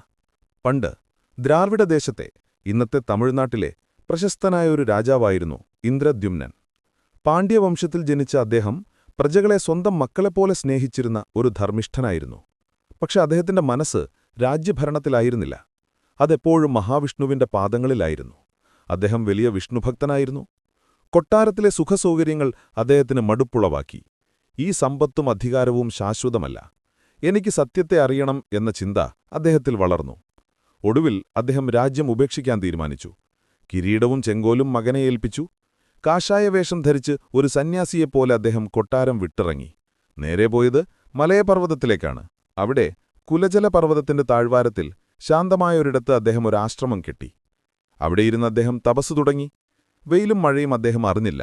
അദ്ദേഹത്തിന്റെ മുടി ജട പിടിച്ചു, താടി നീണ്ടു വളർന്നു. പക്ഷെ അദ്ദേഹത്തിന്റെ മുഖത്ത് ഒരു സൂര്യ തേജസ്സുണ്ടായിരുന്നു. ഇന്ദ്രദ്യുമ്നൻ ഒരു പ്രത്യേക വ്രതമെടുത്തിരുന്നു, മൗനവ്രതം. അദ്ദേഹം ആരോടും സംസാരിക്കില്ല, മനസ്സുകൊണ്ട് മാത്രം ഭഗവാനോട് സംസാരിക്കും. പുറമേ നിശബ്ദനായിരുന്നുവെങ്കിലും ഉള്ളിൽ ഓംകാരമന്ത്രം മുഴങ്ങിക്കൊണ്ടിരിക്കുകയായിരുന്നു. അങ്ങനെയിരിക്കെയാണ് ഒരു ദിവസം മഹർഷിയായ അഗസ്ത്യൻ തന്റെ ശിഷ്യന്മാരുമായി ആ വഴി വന്നത്. അഗസ്ത്യമുനി സാധാരണക്കാരനല്ല, കടലിനെ കുടിച്ചു വറ്റിച്ചവനാണ്. വിന്ധ്യാപർവ്വതത്തെ തലകുനിപ്പിച്ചവനാണ്. വലിയ കോപിഷ്ഠനും അതേസമയം വലിയ അനുഗ്രഹദാതാവുമാണ്. അഗസ്ത്യമുനി ഇന്ദ്രദ്യുമ്നന്റെ ആശ്രമത്തിലെത്തി. അദ്ദേഹം വിചാരിച്ചു രാജാവ് എഴുന്നേറ്റ് വന്ന് തന്നെ സ്വീകരിക്കും, പാദപൂജ ചെയ്യുമെന്ന്. പക്ഷെ ഇന്ദ്രദ്യുമ്നൻ ഇതൊന്നും അറിഞ്ഞില്ല. അദ്ദേഹം ഗാഢമായ ധ്യാനത്തിലായിരുന്നു. സമാധി. കണ്ണുകൾ അടച്ചിരിക്കുന്നു. പുറം ലോകവുമായി ഒരു ബന്ധവുമില്ല. അഗസ്ത്യമുനി കുറച്ചുനേരം കാത്തുനിന്നു. അദ്ദേഹത്തിന് അപമാനം തോന്നി. ഞാൻ വന്നിട്ട് ഇവനെന്നെ ഗൗനിക്കുന്നില്ലേ? ഇത്ര അഹങ്കാരമോ? മുനിയുടെ കോപം ജ്വലിച്ചു. യഥാർത്ഥത്തിൽ ഇന്ദ്രദ്യുമ്നൻ അഹങ്കാരിയായിരുന്നില്ല. അദ്ദേഹം ഭഗവാനിൽ ലയിച്ചിരിക്കുകയായിരുന്നു. പക്ഷെ വിധിക്ക് വേറൊരു ഉദ്ദേശമുണ്ടായിരുന്നു. അഗസ്ത്യമുനി കോപത്തോടെ പറഞ്ഞു, ഹേ മൂഢ, ഗുരുക്കന്മാരെ ബഹുമാനിക്കാനറിയാത്ത മരവിച്ച ബുദ്ധിയുള്ള നീ കാട്ടിലെ ആനയെപ്പോലെയാണ് പെരുമാറുന്നത്. തമോഗുണം ബാധിച്ചവനെ, അതുകൊണ്ട് നീ അടുത്ത ജന്മത്തിൽ ഒരാനയായി ജനിക്കട്ടെ. ആ ശാപം കേട്ടപ്പോൾ ഇന്ദ്രദ്യുമ്നൻ കണ്ണു തുറന്നു. അദ്ദേഹം മുനിയുടെ കാൽക്കൽ വീണു മാപ്പ് ചോദിച്ചു. മുനിവരിയ, ഞാൻ അറിഞ്ഞില്ല. ഞാൻ ഭഗവദ്ധ്യാനത്തിലായിരുന്നു. എന്നോട് ക്ഷമിക്കണം.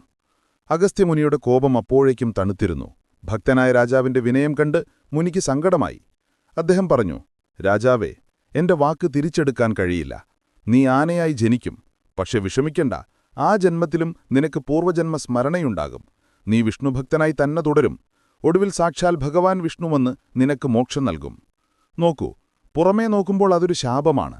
ആനയായി ജനിക്കുക എന്നത് കഷ്ടമാണ്. പക്ഷെ ആ ശാപത്തിന് പിന്നിൽ വലിയൊരു അനുഗ്രഹമുണ്ടായിരുന്നു. ഇന്ദ്രദ്യുമ്നൻ രാജാവായി തുടർന്നിരുന്നുവെങ്കിൽ അദ്ദേഹം വെറുമൊരു ഭക്തനായി മരിക്കുമായിരുന്നു. പക്ഷെ ആനയായതുകൊണ്ട് ഗജേന്ദ്രൻ അദ്ദേഹത്തിന്റെ കഥ ലോകം മുഴുവൻ അറിഞ്ഞു. ഭാഗവതത്തിൽ അദ്ദേഹത്തിന് സ്ഥാനം കിട്ടി. ഭഗവാൻ നേരിട്ട് വന്ന് അദ്ദേഹത്തെ രക്ഷിച്ചു. ചിലപ്പോൾ നമ്മുടെ ജീവിതത്തിൽ വരുന്ന വലിയ പരാജയങ്ങൾ ദൈവം നമുക്കായി ഒരുക്കുന്ന വലിയ വിജയത്തിന്റെ തുടക്കമായിരിക്കും. ജോലി പോയതോ അസുഖം വന്നതോ ഇതെല്ലാം നമ്മളെ ഭഗവാനിലേക്ക് കൂടുതൽ അടുപ്പിക്കാനായിരിക്കും. ഇന്ദ്രദ്യുമ്നൻ ആ ശാപം സന്തോഷത്തോടെ സ്വീകരിച്ചു. ഇതും ഭഗവാന്റെ ഇച്ഛ എന്ന് അദ്ദേഹം കരുതി. കാലം കടന്നുപോയി. അദ്ദേഹം മരിച്ചു. പിന്നീട് ത്രികൂടപർവ്വതത്തിൽ ഗജേന്ദ്രനായി ജനിച്ചു. ആനയായിട്ടും അദ്ദേഹത്തിനുള്ളിൽ ഭക്തിയുണ്ടായിരുന്നു. അതുകൊണ്ടാണ് ആ തടാകത്തിൽ വച്ച് മരണമുഖത്ത് അദ്ദേഹത്തിന് പഴയ മന്ത്രങ്ങൾ ഓർമ്മ വന്നത്. നമ്മൾ ഇപ്പോൾ ചെയ്യുന്ന ഓരോ നല്ല കാര്യവും ഓരോ പ്രാർത്ഥനയും നമ്മുടെ കൂടെ അടുത്ത ജന്മത്തിലുണ്ടാകും. ബാങ്ക് ബാലൻസ് ഇവിടെ തീരും, പക്ഷെ പുണ്യം നമ്മളോടൊപ്പം വരും. ഇന്ദ്രദ്യുമ്നന്റെ കഥ അതാണ് നമ്മെ പഠിപ്പിക്കുന്നത്. നമ്മുടെ ജീവിതത്തിലും അഗസ്ത്യമുനിയെപ്പോലെ കോപിക്കുന്നവരുണ്ടാകും. നമ്മളെ ശപിക്കുന്നവരുണ്ടാകും. അവരോട് ദേഷ്യം തോന്നരുത്. അവരുടെ വാക്കുകൾക്ക് പിന്നിലും ഭഗവാന്റെ ഒരു പദ്ധതിയുണ്ടാകും. ഗജേന്ദ്രൻ അഗസ്ത്യമുനിയെ വെറുത്തില്ല. പകരം അദ്ദേഹത്തെ ഓർത്ത് നന്ദി പറഞ്ഞു. കാരണം ആ ശാപം കാരണമാണല്ലോ ഭഗവാൻ വിഷ്ണുവിനെ നേരിട്ട് കാണാൻ കഴിഞ്ഞത്. എല്ലാ തിന്മയിലും ഒരു നന്മയുണ്ടെന്ന് കാണുന്നതാണ് യഥാർത്ഥ വിവേകം. ഗജേന്ദ്രന്റെ കഥ പറഞ്ഞപ്പോൾ നമ്മൾ മുതലയെക്കുറിച്ച് അധികം പറഞ്ഞില്ല. വെറുമൊരു വില്ലൻ കഥാപാത്രം മാത്രമല്ല ആ മുതല. ഗജേന്ദ്രനെപ്പോലെ തന്നെ ആ മുതലയ്ക്കും പറയാനൊരു കഥയുണ്ട്. ഹൂഹു എന്ന ഗന്ധർവന്റെ കഥ. ഇതിൽ നിന്നും നമുക്ക് വലിയൊരു പാഠം പഠിക്കാനുണ്ട്. അശ്രദ്ധയും അഹങ്കാരവും എങ്ങനെയാണ് ഒരു ദേവനെപ്പോലും മൃഗമാക്കുന്നത് എന്ന് ഈ കഥ പറഞ്ഞുതരും. ഗന്ധർവന്മാർ എന്നാൽ സ്വർഗത്തിലെ സംഗീതജ്ഞരാണ്. അതിമനോഹരമായി പാടാനും ആടാനും കഴിവുള്ളവർ. അങ്ങനെയൊരു ഗന്ധർവനായിരുന്നു ഹൂഹു. വലിയ സൗന്ദര്യമുള്ളവൻ. സ്വർഗത്തിലെ സഭയിൽ എല്ലാവരും അവനെ ആരാധിച്ചിരുന്നു. ആ സൗന്ദര്യവും കഴിവും കാരണം അവന് കുറച്ച് അഹങ്കാരമുണ്ടായിരുന്നു. എന്നെപ്പോലെ സുന്ദരനായ ആരുമില്ല എന്ന ചിന്ത. ഒരു ദിവസം ഹൂഹു തന്റെ പത്നിമാരോടൊപ്പം ഒരു തടാകത്തിൽ ജലക്രീഡ നടത്തുകയായിരുന്നു. ഇതേ തടാകം തന്നെയാണോ എന്ന് വ്യക്തമല്ല, പക്ഷെ വെള്ളത്തിൽ കളിക്കുകയായിരുന്നു. അവർ ചിരിച്ചു ഉല്ലസിച്ച് കളിച്ചു. ആ സമയത്ത് അവിടെ വെള്ളത്തിനടിയിൽ ദേവലമുനി തപസ് ചെയ്യുന്നുണ്ടായിരുന്നു. ജലത്തിനടിയിലിരുന്ന് തപസ് ചെയ്യുന്ന ജലസ്തംഭന വിദ്യ അഭ്യസിക്കുകയായിരുന്നു അദ്ദേഹം. ഹൂഹു ഇത് കണ്ടു. പക്ഷേ അവന് മുനിയോട് ബഹുമാനം തോന്നിയില്ല. പകരം ഒരു തമാശ കാണിക്കാൻ തോന്നി. അവൻ വെള്ളത്തിനടിയിലേക്ക് ഊളിയിട്ട് ചെന്ന് മുനിയുടെ കാലിൽ പിടിച്ചു വലിച്ചു. മുനിയുടെ ധ്യാനം മുടങ്ങി. അദ്ദേഹം ശ്വാസം മുട്ടി മുകളിലേക്ക് വന്നു. നോക്കുമ്പോൾ ഹൂഹു ഗന്ധർവൻ നിന്ന് ചിരിക്കുന്നു. മുനിക്ക് അപമാനവും ദേഷ്യവും വന്നു. തപസ് മുടക്കിയതിന് അദ്ദേഹം ശപിച്ചു. നീ വെള്ളത്തിനടിയിൽ കിടന്ന് എന്റെ കാലിൽ പിടിച്ചില്ലേ, അതുകൊണ്ട് നീ എന്നെന്നും വെള്ളത്തിൽ ജീവിക്കുന്ന ഒരു മുതലയായി മാറട്ടെ. ഹൂഹുവിന്റെ ചിരി മാഞ്ഞു. അവൻ ഭയന്ന് വിറച്ചു. അവൻ മുനിയുടെ കാലിൽ വീണ് കരഞ്ഞു. മഹാത്മാവേ, ഞാനൊരു തമാശ കാണിച്ചതാണ്. എന്നോട് ക്ഷമിക്കണം. എനിക്ക് മുതലയാകാൻ വയ്യ. ആ വൃത്തികെട്ട രൂപം എനിക്ക് വേണ്ട. മുനിയുടെ മനസ്സലിഞ്ഞു. പക്ഷെ ശാപം പിൻവലിക്കാൻ കഴിയില്ലല്ലോ. അദ്ദേഹം പറഞ്ഞു, ഹൂഹു, നീ മുതലയായി ജീവിക്കും. പക്ഷെ വിഷമിക്കണ്ട. ഒരുനാൾ സാക്ഷാൽ ഭഗവാൻ വിഷ്ണുവിന്റെ സുദർശന ചക്രം വന്ന് നിന്റെ കഴുത്തറക്കും. അന്ന് നിനക്ക് ശാപമോക്ഷം കിട്ടും. നീ പഴയതിനേക്കാൾ തേജസ്സുള്ളവനായി സ്വർഗ്ഗത്തിലേക്ക് മടങ്ങും. അങ്ങനെ ഹൂഹു ഗന്ധർവൻ ത്രികൂടപർവ്വതത്തിലെ കടാകത്തിൽ മുതലയായി വന്നു പിറന്നു. വർഷങ്ങളോളം അവൻ അവിടെ ജീവിച്ചു. അവൻ കാത്തിരിക്കുകയായിരുന്നു. ആരെ? ഗജേന്ദ്രനെ. കാരണം ഗജേന്ദ്രനെ പിടിച്ചാൽ മാത്രമേ ഭഗവാൻ വരൂ എന്ന് അവനറിയാം. ഭഗവാൻ വന്നാൽ മാത്രമേ ചക്രം വരൂ എന്നും അവനറിയാം. അതുകൊണ്ട് ഗജേന്ദ്രൻ വെള്ളത്തിലിറങ്ങിയപ്പോൾ അവൻ സന്തോഷിച്ചു. അവൻ ഗജേന്ദ്രന്റെ കാലിൽ പിടിച്ചത് വൈരാഗ്യം കൊണ്ടല്ല, മറിച്ച് സ്വന്തം മോക്ഷത്തിനു വേണ്ടിയായിരുന്നു. ഇത് അത്ഭുതമല്ലേ? പുറമെ നോക്കുമ്പോൾ മുതല ഗജേന്ദ്രനെ ഉപദ്രവിക്കുകയാണ്. പക്ഷേ സത്യത്തിൽ മുതല ഗജേന്ദ്രനെ സഹായിക്കുകയായിരുന്നു. ഗജേന്ദ്രന് മോക്ഷം കിട്ടാൻ ഒരു കാരണം വേണം. ആ കാരണമുണ്ടാക്കിയത് മുതലയാണ്. മുതല പിടിച്ചില്ലായിരുന്നെങ്കിൽ ഗജേന്ദ്രൻ ഭഗവാനെ വിളിക്കില്ലായിരുന്നു. ഭഗവാൻ വരില്ലായിരുന്നു. രണ്ടുപേർക്കും മോക്ഷം കിട്ടില്ലായിരുന്നു. ജീവിതത്തിൽ നമുക്ക് ശത്രുക്കളായി തോന്നുന്നവർ യഥാർത്ഥത്തിൽ നമ്മളെ ദൈവത്തിലേക്ക് അടുപ്പിക്കുന്നവരാകാം. നമ്മളെ വേദനിപ്പിക്കുന്നവർ നമ്മുടെ അഹങ്കാരം കളയാൻ ദൈവം അയച്ചവരാകാം. ഭഗവാൻ സുദർശന ചക്രം വിട്ടപ്പോൾ അത് മുതലയുടെ കഴുത്തറുത്തു. സാധാരണ മരണം വേദനാജനകമാണ്. പക്ഷേ ഭഗവാന്റെ കൈകൊണ്ട് മരിക്കുക എന്നത് വലിയ പുണ്യമാണ്. ചക്രം തൊട്ട നിമിഷം ഹൂഹുവിന്റെ പാപങ്ങളെല്ലാം കരിഞ്ഞുപോയി. അവൻ സ്വർണ്ണ നിറത്തിലുള്ള ഗന്ധർവനായി മാറി. അവൻ ഭഗവാനെ സ്തുതിച്ചു. ഭഗവാനെ, അങ്ങ് കാരണം ഞാൻ രക്ഷപ്പെട്ടു. ഈ മുതലജന്മം എനിക്ക് വലിയൊരു പാഠമായിരുന്നു. ഇനി ഞാൻ അഹങ്കരിക്കില്ല. ഭഗവാൻ അവനെ അനുഗ്രഹിച്ചു. ഈ രണ്ട് ശാപകഥകളും, അതായത് ഇന്ദ്രദ്യുമ്നന്റെയും ഹൂഹുവിന്റെയും, നമ്മെ പഠിപ്പിക്കുന്നത് ഒരേ കാര്യമാണ്. കർമ്മഫലം ആർക്കും ഒഴിവാക്കാൻ കഴിയില്ല. ചെയ്ത തെറ്റിന് ശിക്ഷ അനുഭവിച്ചേ തീരൂ. പക്ഷേ ആ ശിക്ഷ അനുഭവിക്കുമ്പോഴും ഭഗവാനിലുള്ള വിശ്വാസം കളയരുത്. ശിക്ഷ കഴിയുമ്പോൾ വലിയൊരു സമ്മാനം നമ്മളെ കാത്തിരിക്കുന്നുണ്ടാകും. ഇരുട്ട് കൂടുമ്പോഴാണ് പ്രഭാതം അടുക്കുന്നത് എന്ന് മനസ്സിലാക്കുക. നിങ്ങളുടെ ജീവിതത്തിലും ഹൂഹുവിനെ പോലെ അശ്രദ്ധ കൊണ്ട് പറ്റിയ തെറ്റുകളുണ്ടാകാം. തമാശയ്ക്ക് മറ്റൊരാളെ വേദനിപ്പിച്ചത്, മുതിർന്നവരെ ബഹുമാനിക്കാതിരുന്നത്. ഇതിന്റെ ഫലം നമ്മൾ അനുഭവിക്കുന്നുണ്ടാകാം. പക്ഷെ നിരാശപ്പെടരുത്. ഹൂഹുവിനെ പോലെ കാത്തിരിക്കുക, പ്രാർത്ഥിക്കുക. ഭഗവാന്റെ കാരുണ്യം, അതായത് സുദർശന ചക്രം, ഒരു നാൾ വരും. അത് നിങ്ങളുടെ എല്ലാ പാപങ്ങളെയും കഴുകിക്കളയും, നിങ്ങളെ ശുദ്ധീകരിക്കും. ഇപ്പോൾ കഥയിലെ എല്ലാ കഥാപാത്രങ്ങളെയും നമുക്ക് മനസ്സിലായി. ഗജേന്ദ്രൻ, അതായത് ഭക്തൻ; മുതല, അതായത് കാലം അല്ലെങ്കിൽ നിമിത്തം; ഭഗവാൻ, അതായത് രക്ഷകൻ. ഈ മൂന്ന് പേരും ചേർന്നാലേ ഗജേന്ദ്രമോക്ഷം പൂർണ്ണമാകൂ. നമ്മുടെ ജീവിതത്തിലും ഈ മൂന്ന് ഘടകങ്ങളുണ്ട്: നമ്മൾ, നമ്മുടെ പ്രശ്നങ്ങൾ, നമ്മുടെ ദൈവം. ഈ മൂന്നും ഒത്തുചേരുന്ന നിമിഷമാണ് പ്രാർത്ഥന. ആ നിമിഷമാണ് അത്ഭുതം നടക്കുന്നത്. നമ്മൾ ഗജേന്ദ്രമോക്ഷത്തിന്റെ കഥയും കഥാപാത്രങ്ങളുടെ പിന്നാമ്പുറവും അറിഞ്ഞു. ഇനി നമുക്ക് ഇതിലെ ഏറ്റവും പ്രധാനപ്പെട്ട തത്വത്തിലേക്ക് കടക്കാം: ശരണാഗതി അഥവാ സറണ്ടർ. എന്താണ് യഥാർത്ഥ ശരണാഗതി? പലപ്പോഴും നമ്മൾ പറയാറുണ്ട്, എല്ലാം ദൈവത്തിൽ സമർപ്പിച്ചു എന്ന്. പക്ഷേ ഒരു ചെറിയ പ്രശ്നം വരുമ്പോൾ നമ്മൾ വീണ്ടും ടെൻഷൻ അടിക്കും, ഉറക്കം കളയും. അപ്പോൾ നമ്മൾ ശരിക്കും സമർപ്പിച്ചോ? ഇല്ല. ഗജേന്ദ്രൻ നമുക്ക് കാണിച്ചു തരുന്നത് പൂർണ്ണമായ ശരണാഗതിയാണ്. നോക്കൂ, മുതല കാലിൽ പിടിച്ചപ്പോൾ ആദ്യം അവൻ സ്വന്തം ശക്തി ഉപയോഗിച്ചു. അത് തെറ്റല്ല. ദൈവം തന്ന കഴിവുകൾ നമ്മൾ ഉപയോഗിക്കണം. പക്ഷേ അത് പരാജയപ്പെട്ടപ്പോൾ അവൻ ബന്ധുക്കളെ വിളിച്ചു. അതും പരാജയപ്പെട്ടപ്പോൾ അവൻ പൂർണ്ണമായും തളർന്നു. ആ തളർച്ചയിൽ നിന്നാണ് അവൻ ദൈവത്തിലേക്ക് തിരിഞ്ഞത്. ഇനി എനിക്ക് ഞാനില്ല, നീ മാത്രം എന്ന അവസ്ഥ. അതാണ് ശരണാഗതി. ദ്രൗപദിയുടെ വസ്ത്രാക്ഷേപ സമയത്തും ഇതുതന്നെയാണ് സംഭവിച്ചത്. ഒരു കൈകൊണ്ട് വസ്ത്രം പിടിക്കുകയും മറു കൈകൊണ്ട് കൃഷ്ണനെ വിളിക്കുകയും ചെയ്തപ്പോൾ കൃഷ്ണൻ വന്നില്ല. രണ്ടു കൈകളും ഉയർത്തി ഹേ ഗോവിന്ദ എന്ന് വിളിച്ചപ്പോൾ ആ നിമിഷം കൃഷ്ണനെത്തി. ശരണാഗതിക്ക് 6 ഘടകങ്ങളുണ്ടെന്ന് വൈഷ്ണവ ആചാര്യന്മാർ പറയുന്നു. അനുകൂലസ്യ സങ്കൽപ്പ, ഭഗവാന് ഇഷ്ടമുള്ളതു മാത്രം ചെയ്യുക. പ്രാതികൂലസ്യ വർജനം, ഭഗവാന് ഇഷ്ടമില്ലാത്തത് ഉപേക്ഷിക്കുക. രക്ഷിഷ്യതീതി വിശ്വാസ, ഭഗവാൻ എന്നെ രക്ഷിക്കും എന്ന ഉറച്ച വിശ്വാസം. ഗോപ്തൃത്വവരണം, ഭഗവാനോട് രക്ഷിക്കാൻ അപേക്ഷിക്കുക.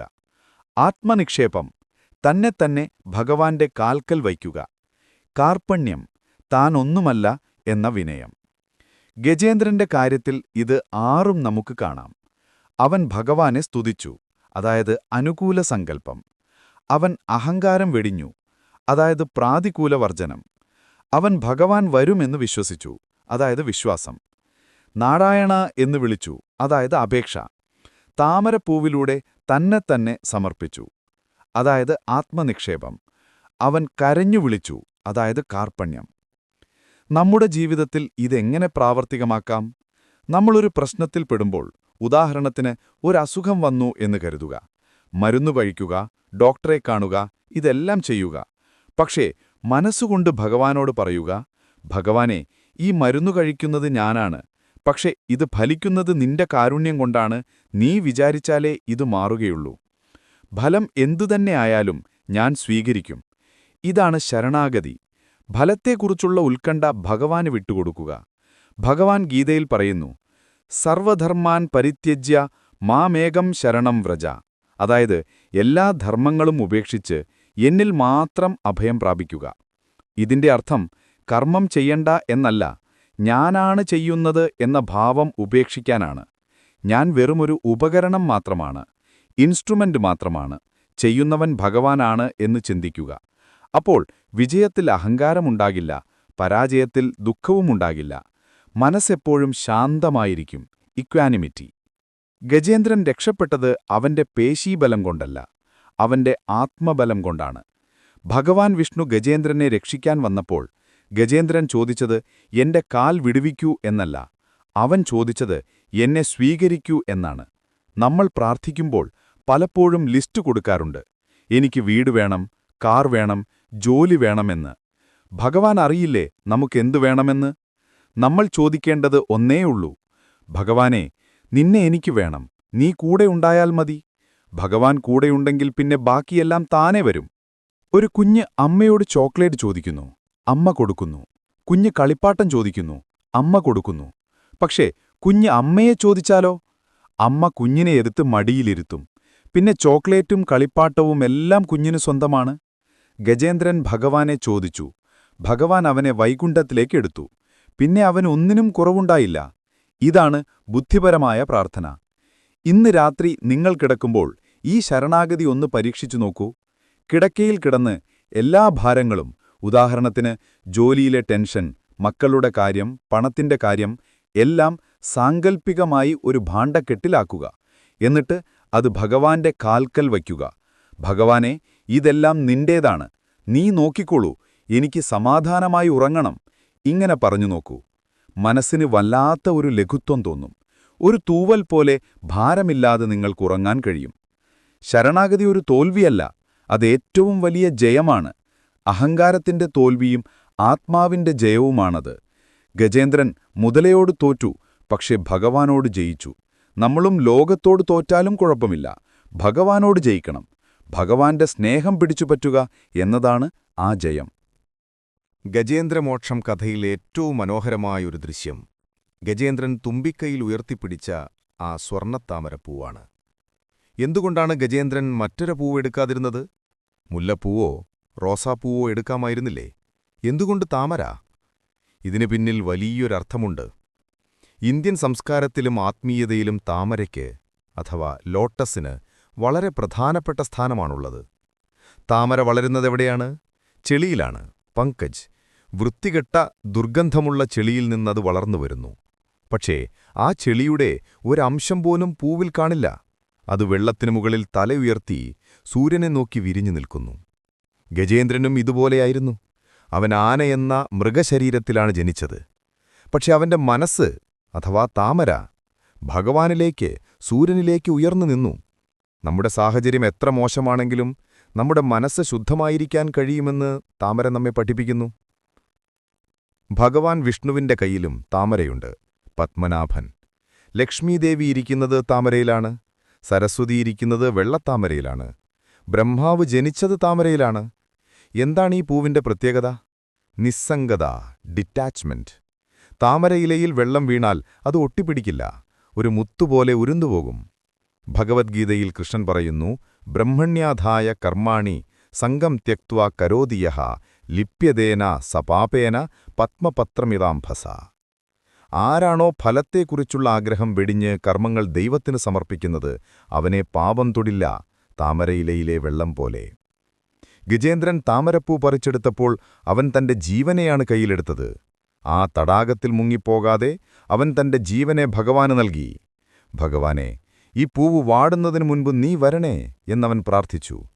നമ്മുടെ ജീവിതവും ഒരു പൂവ് പോലെയാണ്. യൗവനമെന്ന ഇതളുകൾ വിരിഞ്ഞു നിൽക്കുന്നു. പക്ഷേ കാലം വരുമ്പോൾ അത് വാടിപ്പോകും. വാടുന്നതിനു മുൻപ് ആ പൂവ് ഭഗവാന് സമർപ്പിക്കണം. അതാണ് ജീവിതത്തിന്റെ സാഫല്യം. മറ്റൊരു കാര്യം ശ്രദ്ധിച്ചോ? ഗജേന്ദ്രൻ പൂവ് പറിച്ചെടുത്തപ്പോൾ അതിനു വല്ലാത്ത സുഗന്ധമുണ്ടായിരുന്നു. ഭക്തിയുടെ സുഗന്ധം. ഭഗവാൻ വിഷ്ണു ആ പൂവ് കണ്ടപ്പോൾ ഗജേന്ദ്രന്റെ വേദനയല്ല, അവന്റെ സ്നേഹമാണ് കണ്ടത്. നമ്മൾ ക്ഷേത്രത്തിൽ പോകുമ്പോൾ പൂവ് കൊണ്ടുപോകുന്നു. എന്തിനാണ്? എന്റെ ഹൃദയം ഈ പൂവ് പോലെ മൃദുലമാണ്, സുഗന്ധമുള്ളതാണ്, ഇത് നിനക്ക് തരുന്നു എന്നു പറയാൻ. പൂവ് വാടാം, പക്ഷേ ഭക്തി വാടരുത്. ഗജേന്ദ്രന്റെ തുമ്പിക്കൈ ഭക്തിയുടെ പ്രതീകമാണ്. അത് നീളമുള്ളതാണ്, വഴങ്ങുന്നതാണ്. ഭക്തിയും അങ്ങനെ തന്നെയാകണം. ഇവിടേക്കും നീളുന്ന, ഏത് സാഹചര്യത്തിലും വഴങ്ങുന്ന ഒന്ന്. ആ തുമ്പിക്കൈ കൊണ്ട് അവൻ അഹങ്കാരത്തെ പിഴുതെറിഞ്ഞു. അവസാനം ഭഗവാനെ പൂജിച്ചു. നമ്മുടെ കൈകളും അങ്ങനെയാകണം. അഹങ്കാരം കാണിക്കാനല്ല, ഭഗവാനെ സേവിക്കാനാണ് കൈകൾ ഉപയോഗിക്കേണ്ടത്.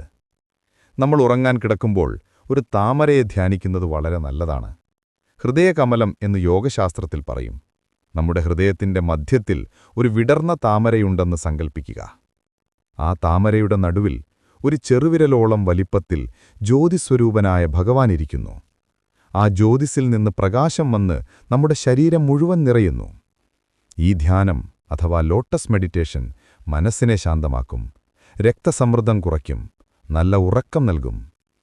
നാളെ രാവിലെ എഴുന്നേൽക്കുമ്പോൾ ഗജേന്ദ്രനെപ്പോലെ ഒരു മാനസിക പൂജ ചെയ്യാം. കുളിക്കാൻ പോകണമെന്നില്ല, വിളക്ക് കത്തിക്കണമെന്നില്ല. കിടക്കയിലിരുന്നു കൊണ്ടുതന്നെ മാനസികമായി ഒരു സ്വർണ്ണത്താമരയെടുത്ത് ഭഗവാന് സമർപ്പിക്കുക. കൃഷ്ണ, ഇന്നത്തെ എന്റെ ദിവസം ഈ പൂവ് പോലെ നിന്റെ പാദങ്ങളിൽ വയ്ക്കുന്നു. ഇതിൽ വരുന്ന നല്ലതും ചീത്തയും നിനക്കുള്ളതാണ്. ഇങ്ങനെ ചെയ്താൽ ആ ദിവസം മുഴുവൻ നിങ്ങൾക്ക് ഒരു താമരയില പോലെ ജീവിക്കാൻ കഴിയും. പ്രശ്നങ്ങൾ വരും, പക്ഷേ അത് നിങ്ങളെ ബാധിക്കില്ല, മനസ്സിൽ ഒട്ടിപ്പിടിക്കില്ല. ഗജേന്ദ്രൻ തടാകത്തിൽ നിന്ന് കരകയറിയപ്പോൾ അവൻ പഴയ ആനയായിരുന്നില്ല. അവൻ വിഷ്ണുവിന്റെ രൂപം അഥവാ സാരൂപ്യം നേടിയിരുന്നു. നമ്മൾ ഭഗവാനെ സ്നേഹിച്ചാൽ നമ്മളും ഭഗവാനെപ്പോലെയാകും. നമ്മുടെ സ്വഭാവത്തിൽ ഭഗവാന്റെ ഗുണങ്ങൾ അഥവാ കരുണ, സ്നേഹം, ക്ഷമ വരും. ചെളിയിൽ നിന്ന് സ്വർഗ്ഗത്തിലേക്ക് ഉയർത്തപ്പെട്ട ഗജേന്ദ്രനെപ്പോലെ നമ്മളും ഉയർത്തപ്പെടും. ഇത്രയും ആഴമുള്ള അർത്ഥങ്ങളാണ് ആ ഒറ്റ താമരപ്പൂവിൽ ഒളിഞ്ഞിരിക്കുന്നത്. ഗജേന്ദ്രമോക്ഷം വെറുമൊരു മൃഗകഥയല്ല, അത് വേദാന്തത്തിന്റെ സത്താണ്. ഓരോ തവണ ഈ കഥ കേൾക്കുമ്പോഴും നമ്മൾ നമ്മുടെ ഹൃദയത്തിലെ താമരയെ ഭഗവാന് സമർപ്പിക്കുകയാണ് ചെയ്യുന്നത്. ഇനി നമുക്ക് ആ നിർണായക നിമിഷത്തിലേക്ക് പോകാം. ഭഗവാൻ വിഷ്ണു ഗജേന്ദ്രന്റെ മുന്നിൽ പ്രത്യക്ഷപ്പെട്ട ആ നിമിഷം. അവിടെ നടന്നത് വെറുമൊരു രക്ഷപ്പെടുത്തൽ മാത്രമല്ല, ഭക്തനും ഭഗവാനും തമ്മിലുള്ള ഒരു നിശബ്ദ സംഭാഷണം കൂടിയാണ്. ആ സംഭാഷണം വാക്കുകൾക്ക് അതീതമാണ്, പക്ഷേ വികാരങ്ങൾ കൊണ്ട് നമുക്കത് വായിച്ചെടുക്കാം. ആ രംഗമൊന്ന് സങ്കൽപ്പിക്കൂ. ഗജേന്ദ്രൻ കരയിലാണിപ്പോൾ. മുതലയുടെ പിടിവിട്ടു. വേദന മാറിയിട്ടില്ല, പക്ഷേ ഭഗവാനെ കണ്ട സന്തോഷത്തിൽ അവൻ വേദന മറന്നു.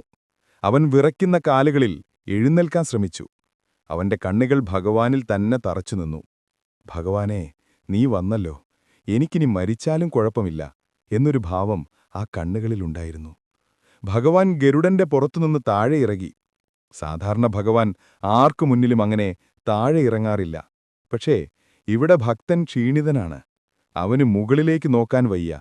അതുകൊണ്ട് ഭഗവാൻ അവന്റെ തലത്തിലേക്ക് താഴെ ഇറങ്ങി. ഇത് ദൈവത്തിന്റെ ഏറ്റവും വലിയ ഗുണമാണ്, സൗശീല്യം. വലിയവനാണെങ്കിലും ചെറിയവരോട് ഇടപഴകാനുള്ള മനസ്സ്. ഭഗവാൻ ഗജേന്ദ്രന്റെ അടുത്ത് ചെന്നു. ആ വലിയ തുമ്പിക്കൈയിൽ ഭഗവാൻ തന്റെ തൃക്കൈ വെച്ചു. ആ സ്പർശനം ഒരമ്മ കുഞ്ഞിനെ തൊടുന്നതുപോലെ. ഗജേന്ദ്രന്റെ കണ്ണിൽ നിന്ന് കണ്ണീരൊഴുകി ഭഗവാന്റെ കൈ നനഞ്ഞു. ഭഗവാൻ ചോദിച്ചു മനസ്സുകൊണ്ട്, ഗജേന്ദ്ര, നിനക്ക് വേദനിക്കുന്നുണ്ടോ? ഞാൻ വരാൻ വൈകിയോ? ഗജേന്ദ്രൻ മറുപടി പറഞ്ഞു, ഇല്ല ഭഗവാനെ, നീ കൃത്യസമയത്താണ് വന്നത്. എന്റെ അഹങ്കാരം നശിക്കാൻ ഇത്രയും സമയം വേണ്ടിയിരുന്നു. ഞാൻ നേരത്തെ വിളിച്ചിരുന്നെങ്കിൽ അത് വെറുമൊരു വിളി മാത്രമായിരിക്കും. ഇപ്പോൾ ഞാൻ വിളിച്ചത് ആത്മാവിൽ നിന്നാണ്. ഈ വേദന എനിക്ക് അനുഗ്രഹമാണ്, കാരണം അത് എന്നെ നിന്നിലെത്തിച്ചു. എന്തൊരു മറുപടി! കഷ്ടപ്പാടിനെ അനുഗ്രഹമായി കാണാൻ കഴിയുന്ന മനസ്സ്. ഭഗവാൻ പുഞ്ചിരിച്ചു. ആ പുഞ്ചിരിയിൽ ത്രികൂടപർവ്വതം മുഴുവൻ പ്രകാശിച്ചു. ഭഗവാൻ പറഞ്ഞു, ഗജേന്ദ്ര, നിന്റെ ഭക്തി എന്നെ അത്ഭുതപ്പെടുത്തി. ദേവന്മാർ പോലും അമൃതിനു വേണ്ടിയാണ് എന്നെ വിളിക്കുന്നത്. അസുരന്മാർ ശക്തിക്കു വേണ്ടിയാണ് എന്നെ വിളിക്കുന്നത്. മനുഷ്യർ പണത്തിനു വേണ്ടിയാണ് എന്നെ വിളിക്കുന്നത്. പക്ഷെ നീ എന്നെ വിളിച്ചത് എനിക്കുവേണ്ടി മാത്രമാണ്. നിനക്ക് ജീവൻ രക്ഷിക്കണമെന്നുണ്ടായിരുന്നില്ല. നിനക്കെന്നെ കാണണമായിരുന്നു. ഇത്തരം ഭക്തർക്ക് ഞാൻ എൻ്റെ ആത്മാവ് തന്നെ നൽകും. ഗജേന്ദ്രൻ ആ സ്വർണ്ണത്താമര ഭഗവാന്റെ കാലിൽ വെച്ചു. ഭഗവാൻ അതെടുത്ത് മണത്തുനോക്കി. ഇതിനെന്റെ മറ്റു പൂക്കളേക്കാൾ മണമുണ്ട്. കാരണം ഇത് നിന്റെ കണ്ണീരിൽ നനഞ്ഞതാണ്. ഭക്തിയുടെ ഗന്ധം ഇതിനുണ്ട്. ഭഗവാൻ ആ പൂവ് തന്റെ വനമാലയിൽ കോർത്തു. കോടിക്കണക്കിന് രൂപ വിലയുള്ള രത്നങ്ങളെക്കാൾ ഭഗവാൻ വിലമതിച്ചത് ആ വാടിയ താമരപ്പൂവിനെയാണ്. കുചേലന്റെ അവിലുപൊതി കൃഷ്ണൻ സ്വീകരിച്ചതുപോലെ. അവിടെ കൂടിനിന്ന ദേവന്മാർ അത്ഭുതപ്പെട്ടു. ഒരു മൃഗത്തിനെത്ര വലിയ സ്ഥാനമോ എന്നവർക്ക് തോന്നി. ഭഗവാൻ അവരുടെ ചിന്തയറിഞ്ഞു. ഭഗവാൻ പറഞ്ഞു, ശരീരം നോക്കരുത്, ഉള്ളിലെ ആത്മാവിനെ നോക്കൂ. ഇവൻ ആനയാണെങ്കിലും ഇവന്റെ ഉള്ളിൽ തിളങ്ങുന്ന ഭക്തിയുണ്ട്. നിങ്ങളിൽ പലർക്കുമില്ലാത്ത ഭക്തി. അതുകൊണ്ട് ഇവൻ എനിക്ക് പ്രിയപ്പെട്ടവനാണ്. ജാതിയോ വർഗമോ രൂപമോ ദൈവത്തിനു പ്രശ്നമല്ല എന്ന് ഈ സംഭവം തെളിയിക്കുന്നു. ഭഗവാൻ ഗജേന്ദ്രനോട് പറഞ്ഞു, ഇനി നീ കാട്ടിലേക്ക് തിരിച്ചു പോകണ്ട. അവിടെ വീണ്ടും അപകടങ്ങൾ വരും. നീ എന്റെ കൂടെ പോരൂ. എന്റെ ലോകത്ത്, അതായത് വൈകുണ്ഠത്തിൽ, നിനക്ക് ഭയമില്ലാതെ ജീവിക്കാം. അവിടെ മുതലകളില്ല, അവിടെ വേർപാടില്ല, അവിടെ നിത്യമായ ആനന്ദം മാത്രമേയുള്ളൂ.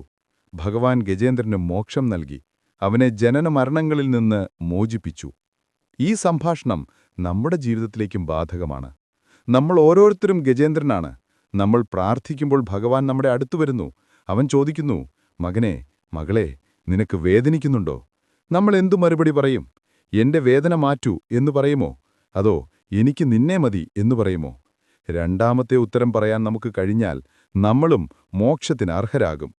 നമുക്ക് ഭഗവാനോടൊരു കരാർ അല്ലെങ്കിൽ ഒരു ഡീലുണ്ടാക്കാം. ഭഗവാനെ, ഞാൻ നിന്നെ വിളിക്കാം. പക്ഷേ നീ എപ്പോൾ വരണമെന്ന് ഞാൻ പറയില്ല. നിനക്കിഷ്ടമുള്ളപ്പോൾ വന്നാൽ മതി.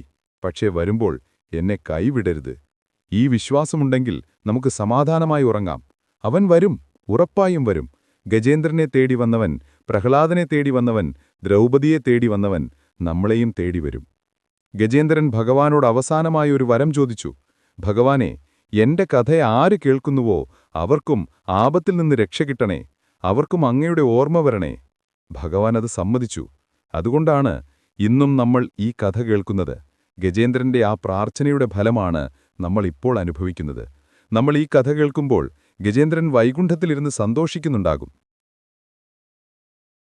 ഗജേന്ദ്രമോക്ഷം കഥയിലെ ഏറ്റവും ഭയാനകമായ കഥാപാത്രം മുതലയാണ് എന്ന് നമ്മൾ പറഞ്ഞു. മുതലയെ കാലം അഥവാ ടൈം ആയിട്ടാണ് കാണുന്നത്. എന്താണ് ഈ കാലം? നമുക്കതിനെ കാണാൻ കഴിയില്ല, പക്ഷെ അനുഭവിക്കാൻ കഴിയും. നമ്മൾ ഉറങ്ങുമ്പോഴും ഉണരുമ്പോഴും കാലം ഓടിക്കൊണ്ടിരിക്കുകയാണ്. അതാരെയും കാത്തുനിൽക്കുന്നില്ല. ഗജേന്ദ്രൻ ആനന്ദത്തിൽ മതിമറന്നപ്പോൾ കാലം നിശബ്ദമായി അവന്റെ കാലിൽ പിടിച്ചു. ഇത് നമുക്കോരോരുത്തർക്കുമുള്ള മുന്നറിയിപ്പാണ്. ആലോചിച്ചു നോക്കൂ, നമ്മുടെ ജീവിതം എത്ര പെട്ടെന്നാണ് കടന്നുപോകുന്നത്. ഇന്നലെ നമ്മൾ കുട്ടികളായിരുന്നു, ഇന്ന് മുതിർന്നവരായി, നാളെ വൃദ്ധരാകും. ഇതിനിടയിൽ നമ്മൾ എന്തൊക്കെ പ്ലാൻ ചെയ്യുന്നു?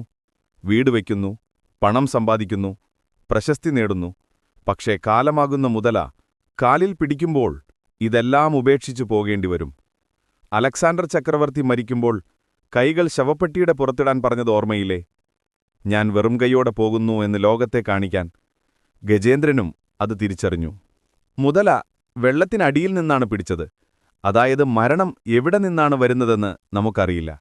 അത് രോഗമായി വരാം, അപകടമായി വരാം, വാർദ്ധക്യമായി വരാം. അപ്രതീക്ഷിതമായി അത് വരുന്നു. ഗജേന്ദ്രൻ ശക്തനായിരുന്നു, പക്ഷെ കാലത്തിനു മുന്നിൽ അവന്റെ ശക്തി തോറ്റുപോയി. ലോകത്തിലെ ഏറ്റവും വലിയ കോടീശ്വരനും ഏറ്റവും വലിയ ശക്തനും കാലത്തിനു മുന്നിൽ തോൽക്കും. കാലം ആരെയും വിവേചിക്കുന്നില്ല. എന്നാൽ കാലത്തിന് പേടിയുള്ള ഒരാളുണ്ട്. അതാണ് ഭഗവാൻ. ഭഗവാനെ കാലകാലൻ എന്ന് വിളിക്കുന്നു. ഭഗവാൻ കാലത്തിന് അതീതനാണ്. സുദർശനചക്രം കാലചക്രമാണ്. ഭഗവാൻ അത് വിട്ടപ്പോൾ മുതലയുടെ തലയറുത്തു. അതായത് ഭഗവാനെ ആശ്രയിക്കുന്നവന് കാലത്തിന് ഉപദ്രവിക്കാൻ കഴിയില്ല. മരണം അവനെ തൊടുമ്പോൾ അവൻ മരിക്കുകയല്ല, മറിച്ച് ഭഗവാനിലേക്ക് ചേരുകയാണ് ചെയ്യുന്നത്. ഭക്തനെ സംബന്ധിച്ചിടത്തോളം മരണം ഒരു വാതിൽ മാത്രമാണ്. പഴയ ഉടുപ്പുമാറ്റി പുതിയതിടുന്നതുപോലെ വാസാംസി ഗീർണാനി യഥാവിഹായ. ഗജേന്ദ്രൻ വെള്ളത്തിൽ കിടന്നു പെടയുമ്പോൾ അവൻ കാലവുമായി യുദ്ധം ചെയ്യുകയായിരുന്നു. 1000 വർഷം. അതായത് ജീവൻ നിലനിർത്താനുള്ള നമ്മുടെ പോരാട്ടം. നമ്മൾ മരുന്നുകൾ കഴിക്കുന്നു, വ്യായാമം ചെയ്യുന്നു, എല്ലാം ആയുസ് നീട്ടാൻ വേണ്ടിയാണ്. പക്ഷേ എത്ര നീട്ടിയാലും ഒടുവിൽ കാലം ജയിക്കും. ഭഗവാൻ വന്നാൽ മാത്രമേ കാലം തോൽക്കൂ. ഭഗവാൻ വന്ന് കൈപിടിച്ചാൽ പിന്നെ മരണമില്ല, അമരത്വം ലഭിക്കും. ഗജേന്ദ്രന് കിട്ടിയതും അതാണ്. മുതല ഗജേന്ദ്രനെ പിടിച്ചത് വെള്ളത്തിലാണ്. വെള്ളം മുതലയുടെ തട്ടകമാണ്, ആനയുടേതല്ല. നമ്മുടെ ആത്മാവ്, അതായത് ഗജേന്ദ്രൻ, ഈ സംസാരമാകുന്ന വെള്ളത്തിൽ വന്ന് പെട്ടപ്പോൾ അത് ദുർബലമായി. കരയിൽ, അതായത് വൈകുണ്ഠത്തിൽ, ആനയ്ക്ക് ശക്തിയുണ്ട്. പക്ഷേ വെള്ളത്തിൽ, അതായത് ഭൂമിയിൽ, അതിന് ശക്തിയില്ല.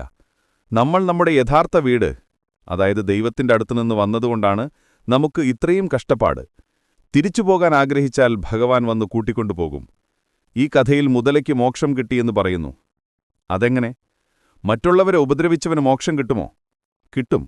അവൻ ഭഗവാന്റെ കൈകൊണ്ട് ശിക്ഷിക്കപ്പെട്ടാൽ. ഭഗവാന്റെ ശിക്ഷ പോലും അനുഗ്രഹമാണ്. ഒരു കുട്ടി തെറ്റു ചെയ്യുമ്പോൾ അമ്മ അടിക്കുന്നു. ആ അടിയിൽ സ്നേഹമുണ്ട്. കുട്ടിയെ നന്നാക്കാനാണ് അടിക്കുന്നത്. ഭഗവാൻ മുതലയെ കൊന്നത് പകകൊണ്ടല്ല, അതിനെ ശാപത്തിൽ നിന്ന് മോചിപ്പിക്കാനാണ്. ഭഗവാൻ എന്തു ചെയ്താലും അത് നന്മയ്ക്കാണ്. നമ്മൾ ഉറങ്ങാൻ കിടക്കുമ്പോൾ കാലം എന്ന മുതലയെക്കുറിച്ച് ഓർത്ത് പേടിക്കണ്ട. കാരണം നമ്മുടെ കിടക്കയ്ക്ക് കാവലായി സുദർശനചക്രമുണ്ട് എന്ന് വിശ്വസിക്കുക. ഭഗവാന്റെ നാമം നാരായണം എന്നുള്ളതൊരു കവചമാണ്. ആ കവചം ധരിച്ചാൽ കാലത്തിന് നമ്മളെ ഒന്നും ചെയ്യാൻ കഴിയില്ല. മരണം വന്നാൽ അത് ഭഗവാന്റെ അടുത്തേക്കുള്ള യാത്രയായി മാറും, അല്ലാതെ ഒരവസാനമായിരിക്കില്ല. ഇന്നു മുതൽ സമയം വെറുതെ കളയരുത്. ഓരോ നിമിഷവും വിലപ്പെട്ടതാണ്. മുതല വരുന്നതിനു മുൻപ് നമുക്ക് കുറച്ച് പൂക്കൾ, അതായത് നല്ല കർമ്മങ്ങൾ ശേഖരിക്കണം. കുറച്ച് നാമജപം നടത്തണം. എങ്കിൽ മാത്രമേ അവസാന നിമിഷം ഗജേന്ദ്രനെപ്പോലെ ഭഗവാനെ വിളിക്കാൻ പറ്റൂ. അല്ലെങ്കിൽ ഭയം കൊണ്ട് നാവ് വരണ്ടുപോകും. ശീലിച്ചതേ പാനിക്കൂ എന്ന് പറയില്ലേ? ഇപ്പോൾ ശീലിച്ചാലേ അന്ന് വിളിക്കാൻ പറ്റൂ. ഗജേന്ദ്രൻ നമുക്ക് തരുന്ന സന്ദേശം ഇതാണ്: കാലത്തെ ഭയപ്പെടണ്ട, കാലന്റെ കാലനായവനെ സ്നേഹിക്കുക. ആ സ്നേഹം മതി എല്ലാ ഭയങ്ങളും മാറാൻ. ഗജേന്ദ്രന്റെ കഥയിലെ ഏറ്റവും സങ്കടകരമായ എന്നാൽ ഏറ്റവും സത്യസന്ധമായ ഒരു ഭാഗം അവന്റെ കുടുംബം അവനെ ഉപേക്ഷിച്ചു പോയതാണ്. ഇത് കേൾക്കുമ്പോൾ നമുക്ക് ദേഷ്യം തോന്നാം. സ്വന്തം രാജാവിനെ, അച്ഛനെ, ഭർത്താവിനെ ഇങ്ങനെ ആപത്തിൽ ഉപേക്ഷിച്ചു പോകാൻ അവർക്കെങ്ങനെ തോന്നിയെന്ന്. പക്ഷേ ശാന്തമായി ചിന്തിച്ചാൽ മനസ്സിലാകും, ഇത് ലോകത്തിന്റെ സ്വഭാവമാണ്. ഇതിൽ ആരെയും കുറ്റപ്പെടുത്തിയിട്ട് കാര്യമില്ല. ആദ്യം ഗജേന്ദ്ര വെള്ളത്തിലിറങ്ങിയപ്പോൾ എല്ലാവരും കൂടെയുണ്ടായിരുന്നു. പിടിയാനകൾ അവനെ തൊട്ടുരുമി നിന്നു. കുട്ടിയാനകൾ അവന്റെ പുറത്തു കയറി കളിച്ചു. എന്തൊരു സ്നേഹമായിരുന്നു! ഗജേന്ദ്രൻ വിചാരിച്ചു, ഇവരെല്ലാം എനിക്കു വേണ്ടി ജീവൻ കളയുന്നവരാണ് എന്ന്. പക്ഷേ മുതല പിടിച്ചപ്പോൾ ചിത്രം മാറി. അവർ സഹായിക്കാൻ ശ്രമിച്ചു, സമ്മതിക്കാം. തുമ്പിക്കൈ നീട്ടി വാലിൽ പിടിച്ചു വലിച്ചു. പക്ഷേ അവരുടെ ശ്രമം പരാജയപ്പെട്ടപ്പോൾ, സ്വന്തം ജീവൻ അപകടത്തിലാകുമെന്ന് കണ്ടപ്പോൾ അവർ പിന്മാറി. ഇത് നമ്മുടെ ജീവിതത്തിലും സംഭവിക്കുന്നു. നമുക്ക് പണവും പ്രതാപവുമുള്ളപ്പോൾ ചുറ്റും ഒരുപാട് പേരുണ്ടാകും. ചേട്ട, അനിയ എന്ന് വിളിച്ചവർ കൂടെ നിൽക്കും. പക്ഷെ ഒരു വലിയ രോഗം വന്നാലോ, അല്ലെങ്കിൽ കിടപ്പിലായാലോ, പണം തീർന്നാലോ എത്ര പേർ ബാക്കിയുണ്ടാകും? വളരെ കുറച്ചുപേർ മാത്രം. ചിലപ്പോൾ ആരും കാണില്ല. ആശുപത്രിയിലെ ICUവിന് പുറത്ത് ഉറ്റവർ കാത്തുനിൽക്കും. പക്ഷെ വേദന തിന്നാൻ നമ്മൾ ഒറ്റയ്ക്കായിരിക്കും. ആ വേദന പങ്കിടാൻ ആർക്കും കഴിയില്ല. ഭാര്യ, മക്കൾ, സുഹൃത്തുക്കൾ ഇവരൊക്കെ നമ്മുടെ സഹയാത്രികർ മാത്രമാണ്. ഒരു ട്രെയിൻ യാത്ര പോലെ. ചിലർ അടുത്ത സ്റ്റേഷനിൽ ഇറങ്ങും, ചിലർ കുറച്ചു ദൂരം കൂടി വരും. പക്ഷെ അവസാന സ്റ്റേഷൻ വരെ ആരും കൂടെ വരില്ല. അവിടെ നമ്മൾ തനിച്ചാണ്. ഗജേന്ദ്രൻ ഇത് വേദനയോട് തിരിച്ചറിഞ്ഞു. ഇന്നലെ വരെ എന്നെ സ്നേഹിച്ചവർ ഇന്ന് വിശപ്പു സഹിക്കാൻ വയ്യാതെ എന്നെ വിട്ടുപോയി. ഈ തിരിച്ചറിവ് അവനെ വൈരാഗ്യത്തിലേക്ക് നയിച്ചു. എന്നാൽ ശ്രദ്ധിക്കൂ, ഗജേന്ദ്രൻ അവരെ ശപിച്ചില്ല. നന്ദികെട്ടവർ എന്ന് വിളിച്ച് കരഞ്ഞില്ല. പകരം അവൻ സത്യം മനസ്സിലാക്കി. ഇവർക്ക് പരിമിതികളുണ്ട്, ഇവർക്കും വിശപ്പുണ്ട്, ഇവർക്കും പേടിയുണ്ട്. ദൈവത്തിന് മാത്രമേ പരിമിതികളില്ലാത്ത സ്നേഹം തരാൻ കഴിയൂ. അവൻ മനുഷ്യരെ അഥവാ ആനകളെ വെറുക്കാതെ ഭഗവാനെ സ്നേഹിക്കാൻ പഠിച്ചു. നമ്മളും ഇത് ശീലിക്കണം. ബന്ധുക്കളിൽ നിന്ന് അമിതമായി പ്രതീക്ഷിക്കരുത്. പ്രതീക്ഷിച്ചാൽ ദുഃഖം വരും. അവർ ചെയ്യുന്നത് ചെയ്യട്ടെ, നമ്മൾ ഭഗവാനെ ആശ്രയിക്കുക. ഈ ഉപേക്ഷിക്കൽ എന്നത് യഥാർത്ഥത്തിൽ ഭഗവാന്റെ കാരുണ്യമാണ്. എന്തുകൊണ്ടെന്നോ, അവർ കൂടെ നിന്ന് സഹായിച്ചിരുന്നെങ്കിൽ ഗജേന്ദ്രൻ ഭഗവാനെ വിളിക്കില്ലായിരുന്നു.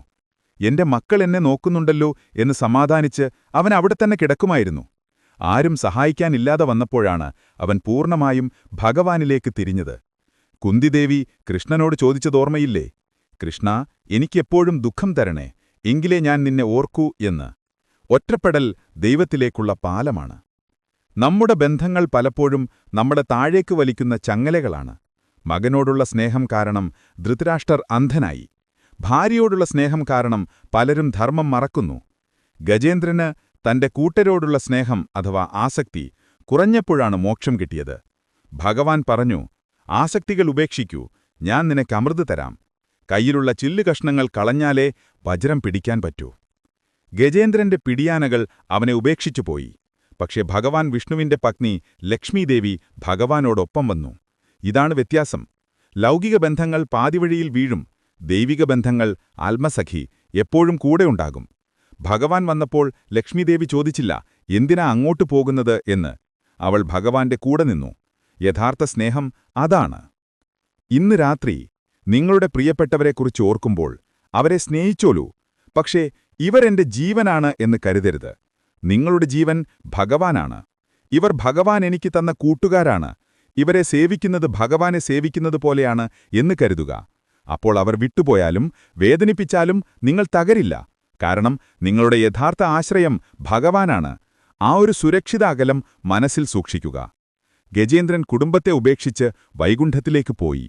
പക്ഷെ അവൻ പോയപ്പോൾ അവരെ ശപിച്ചില്ല എന്നു മാത്രമല്ല, അവർക്കും നല്ലതു വരണേയെന്ന് പ്രാർത്ഥിച്ചിട്ടുണ്ടാകും. മോക്ഷം കിട്ടിയ ഒരാൾക്ക് എല്ലാവരോടും സ്നേഹമേ ഉണ്ടാകൂ. പരാതികളുണ്ടാവില്ല. നമ്മളും ആ തലത്തിലേക്ക് ഉയരണം. ഗജേന്ദ്രൻ പോയത് എവിടേക്കാണ്? വൈകുണ്ഠത്തിലേക്ക്. എന്താണ് ഈ വൈകുണ്ഠം? ഇതിനെക്കുറിച്ച് കേൾക്കുമ്പോൾ തന്നെ മനസ്സിനൊരു കുളിർമയാണ്. വിഗതകുണ്ഠ യസ്മാത് തത് വൈകുണ്ഠം. എവിടെയാണോ കുണ്ഠിതങ്ങൾ അഥവാ ദുഃഖങ്ങൾ, ഉത്കണ്ഠകൾ, തടസ്സങ്ങൾ ഇല്ലാത്തത്, അതാണ് വൈകുണ്ഠം. ഭയമില്ലാത്ത, മരണമില്ലാത്ത, സമയമില്ലാത്ത ലോകം. ഗജേന്ദ്രൻ അനുഭവിച്ച വേദനകൾക്കെല്ലാം പകരമായി ഭഗവാൻ നൽകിയ സമ്മാനം. വൈകുണ്ഠത്തെക്കുറിച്ച് പുരാണങ്ങളിൽ വർണ്ണിക്കുന്നത് കേൾക്കാൻ തന്നെ രസമാണ്. അവിടെയുള്ള മണ്ണും കല്ലും പോലും ചിന്താമണികളാണ്, അഥവാ രത്നങ്ങൾ. അവിടെയുള്ള മരങ്ങൾ കൽപ്പവൃക്ഷങ്ങളാണ്, എന്തു ചോദിച്ചാലും തരുന്ന മരങ്ങൾ. അവിടെയുള്ള വെള്ളം അമൃതാണ്. അവിടെ സൂര്യനും ചന്ദ്രനും വേണ്ട, കാരണം അവിടുത്തെ ഓരോ വസ്തുവും സ്വയം പ്രകാശിക്കുന്നതാണ്. ഭഗവാന്റെ തേജസ് കൊണ്ട് ആ ലോകം മുഴുവൻ എപ്പോഴും പകൽ പോലെ ഇരിക്കുന്നു. അവിടെ ആർക്കും പ്രായമാവില്ല. എല്ലാവരും നിത്യയൗവനികളാണ്. അവിടെ വിശപ്പില്ല, ദാഹമില്ല, വിയർപ്പില്ല. അസൂയയോ ദേഷ്യമോ ഇല്ലാത്ത ശുദ്ധമായ മനസ്സുള്ളവരാണ് അവിടെ വസിക്കുന്നത്. എല്ലാവർക്കും വിഷ്ണുവിനെപ്പോലെ 4 കൈകളും അഥവാ ചതുർബാഹു, ശംഖുചക്രങ്ങളുമുണ്ട്. സാരൂപ്യമോക്ഷം. ആരാണ് ഭഗവാൻ, ആരാണ് ഭക്തനെന്ന് തിരിച്ചറിയാൻ പോലും കഴിയില്ല. അത്രയ്ക്ക് ഐക്യം. ഭഗവാൻ ഭക്തരെ സ്വന്തം പോലെ കാണുന്നു. ഗജേന്ദ്രൻ അവിടെ എത്തിയപ്പോൾ എന്തായിരിക്കും അനുഭവിച്ചിട്ടുണ്ടാവുക? കുറച്ചു മുൻപിവിടെ മുതല കടിച്ച കാലുമായി ചോര വാർന്ന് ചെളിയിൽ കിടന്നവൻ ഇപ്പോഴിതാ സ്വർണ്ണത്തളികയിൽ അമൃത് കഴിക്കുന്നു. ഗന്ധർവന്മാരുടെ പാട്ട് കേൾക്കുന്നു. സാക്ഷാൽ ലക്ഷ്മീദേവിയുടെയും നാരായണന്റെയും അടുത്തിരിക്കുന്നു. ഇതാണ് ഭഗവാന്റെ മാജിക്. ചെളിയിൽ നിന്നെടുത്ത് സ്വർണ്ണസിംഹാസനത്തിലിരുത്തുന്ന കാരുണ്യം. നമ്മുടെ കഷ്ടപ്പാടുകൾ ശാശ്വതമല്ല എന്നത് ഓർമ്മിപ്പിക്കുന്നു. വൈകുണ്ഠത്തിൽ കാലത്തിന് പ്രസക്തിയില്ല. അവിടെ ഇന്നലെയെന്നോ നാളെയെന്നോ ഇല്ല. എപ്പോഴും ഇന്ന്, അഥവാ എറ്റേണൽ നൗ മാത്രം. നമ്മൾ ഭൂമിയിൽ സമയത്തെക്കുറിച്ച് ആകുലപ്പെടുന്നു.